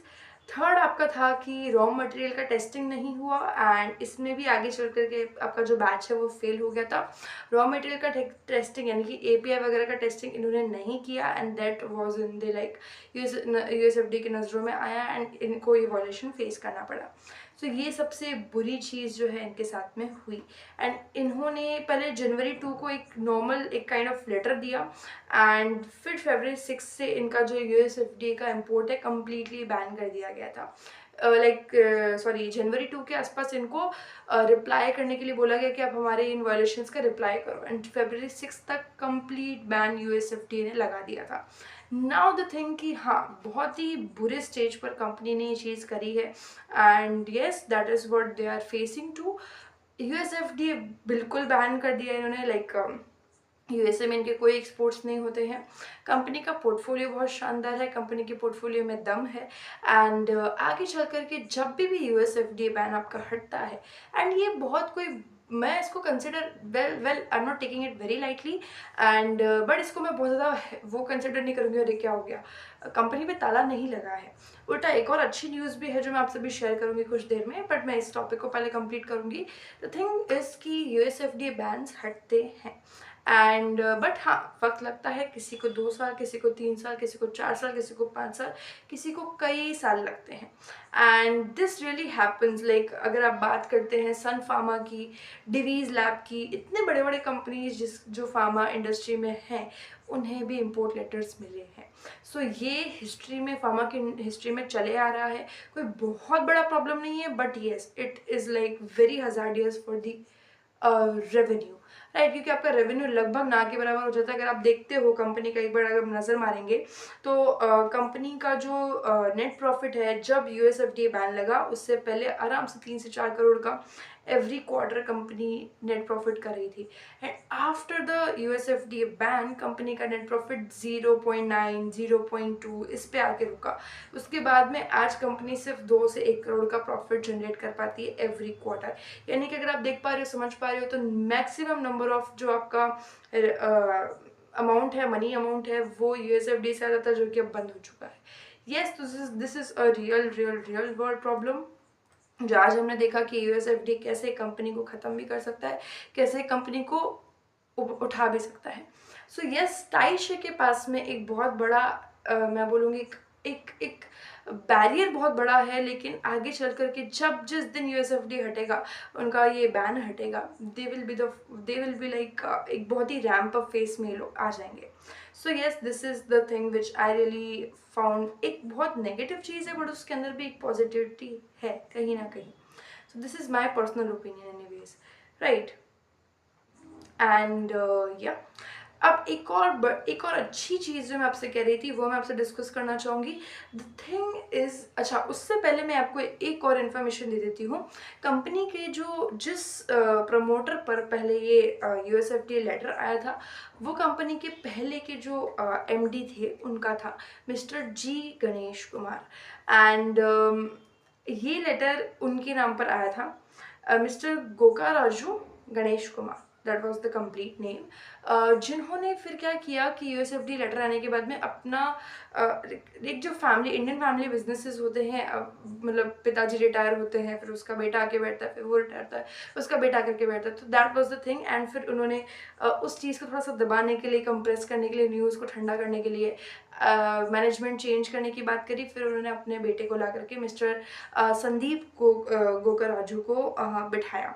सो हाँ यहाँ पर हल्का सा आपको एक चेंज देखने को मिलेगा ज़रूर, हालांकि फैमिली एक ही है. बट एक चीज़ जो मुझे लगी कि हाँ एक नई जनरेशन है तो हो सकता है कुछ चीज़ें पॉजिटिव हो एंड एक्चुअल में हो रही है, जो मैं आपसे शेयर करूँगी. एक चीज़ जो मुझे और अच्छी लगी कि मिस्टर जी गणेश कुमार का जो प्रमोटर होल्डिंग था पूरी ओवरऑल कंपनी के अंदर वो लगभग 5% का था, बट मिस्टर संदीप का ऑलमोस्ट 16 to 17% का प्रमोटर होल्डिंग है।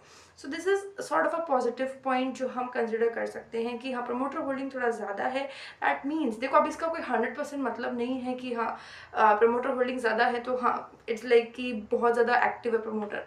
हो सकता है, नहीं भी हो सकता है, हम नहीं जानते प्रमोटर को personally, but the thing is कि येस कुछ चांसेस है, या फिर अगर हम अज्यूम करें तो yes there are a few chances जहाँ पे हम कंसिडर कर सकते हैं कि येस न्यू जनरेशन है तो कुछ चेंज कंपनी के अंदर आ सकता है। Now time for the good news जो अभी अभी रिसेंट में, बिल्कुल रिसेंट में आपको कंपनी के अंदर देखने को मिला है, दैट वाज कि कंपनी को ब्राज़ील के अप्रूवल्स मिले हैं। सेम मैन्युफैक्चरिंग फैसिलिटी जिसके अंदर कंपनी को यूएसएफडीए बैन मिला था, वहीं से अभी ब्राज़ील जैसे यूएसएफडी हम यूएसए का बोलते हैं, दैट इज़ ब्राज़ील का होता है ANIVSA या ANVISA, अनवीज़ा, अनवीज़ा करके बोल सकते हैं। एंड मैं तो उसको काफ़ी दिनों तक अनिवासा करके पढ़ती थी। Anyways that is like rubbish. अनवीज़ा का ब्राज़ील का इनको अप्रूवल्स मिले हैं 24 मार्च 2025, अभी हाल ही में कुछ ही दिन पहले। And this is consider as a good news कि येस उसी चीज़ उस जहाँ पर यूएसएफडीए बैन लगा है वहीं कंपनी को दूसरे जगह से अप्रूवल्स मिले हैं। तो हाँ कंपनी ने कहीं ना कहीं इम्प्रूव भी किया है और इतनी भी बुरी नहीं है कंपनी की हाँ हम बिल्कुल ही उसको एक रेड कैटेगरी में डाल दें, नहीं, this is a good news. And the thing is कि अगर इनको ब्राज़ील से अप्रूवल मिल सकते हैं तो यूएसएफडीए बैन से भी हट सकती है company. Yes the thing is कि वही एक क्राइटेरिया में आना होगा, यूएसएफडीए बैन का जो इंस्पेक्शन है यूएसएफडीए का फिर से करवाना होगा, कंपनी को अच्छे से करवाना होगा। एंड उसके बाद में कुछ हो बन सकती है कि येस हट जाए बैन। स्टिल बैन तो हट जाएगा, उसमें मुझे भी कोई ऐसे दोहराया नहीं लगता है, बट वक्त लगेगा, वक्त लगेगा, वही एक मैटर है कि कितना वक्त लगेगा। बाकी बैन हट जाएंगे क्योंकि ये बहुत बहुत कोई बड़ा वो भी नहीं है और बहुत कोई लाइटली चीज़ भी नहीं है लेने वाली, एक अच्छी खासी एक केस स्टडी आप उसको कह सकते हैं। So yes Taishi is a good company. आप मान लो एक ऐसा बच्चा है क्लास के अंदर जिसका ना काम बहुत अच्छा है, जिसको सब समझ में आता है, जिसका IQ भी बहुत अच्छा है, बट एक सप्रेस रहता है, वो कभी खुद को दिखा नहीं पाया या फिर किसी रीज़न से वो बच्चा डिस्ट्रैक्टेड रहता है, उसको खुद को नहीं पता कि मेरे अंदर वो क्वालिटीज़ है। तो इस टाइप की कंपनी मैं टाइशी को कंसिडर करूँगी। आई मीन इनके खुद को प्रमोटर को नहीं पता कि हमारे पास भी इतने अच्छे अच्छे ड्रग्स है, मुझे पता नहीं क्यों ऐसा लगता है कंपनी पढ़ करके। एंड द रीज़न वो सिर्फ साफ साफ हमको रेवेन्यू और कंपनी के अप्रोच पे नज़र आता है। सो या सारे नेगेटिव सारे पॉजिटिव पॉइंट्स मैंने आपसे शेयर किए हैं। कंपनी मुझे पढ़ने में अच्छी लगी एंड जो भी चीज़ मैंने आपको बताया वो सब, जो भी मैंने पढ़ा आपको सब कुछ बताया है। एंड ड्रग पोर्टफोलियो कंपनी का काफ़ी अच्छा है, फाइनेंशियल्स बेकार है, प्रमोटर होल्डिंग ठीक ठाक है, यूएसएफडी का प्रॉब्लम बरकरार है, ब्राज़ील अप्रूवल्स मिले हैं। So yes future can be bright. बाकी देखते हैं आगे और हमको क्या अपडेट मिलता है टाइशी इंडस्ट्रीज़ की तरफ से। So I will be sharing with you, right. And yes quarter results भी आने वाले हैं, so yes will be sharing with you that as well, right. Sir these are the things and I hope आपको समझ में आएगा। किसी भी तरह का कोई भी आपको डाउट है, किसी भी तरह का कोई भी क्वेरी आपका है, you can leave in comments, we can discuss, right? So I will see the next video. Till then do your research. Thank you.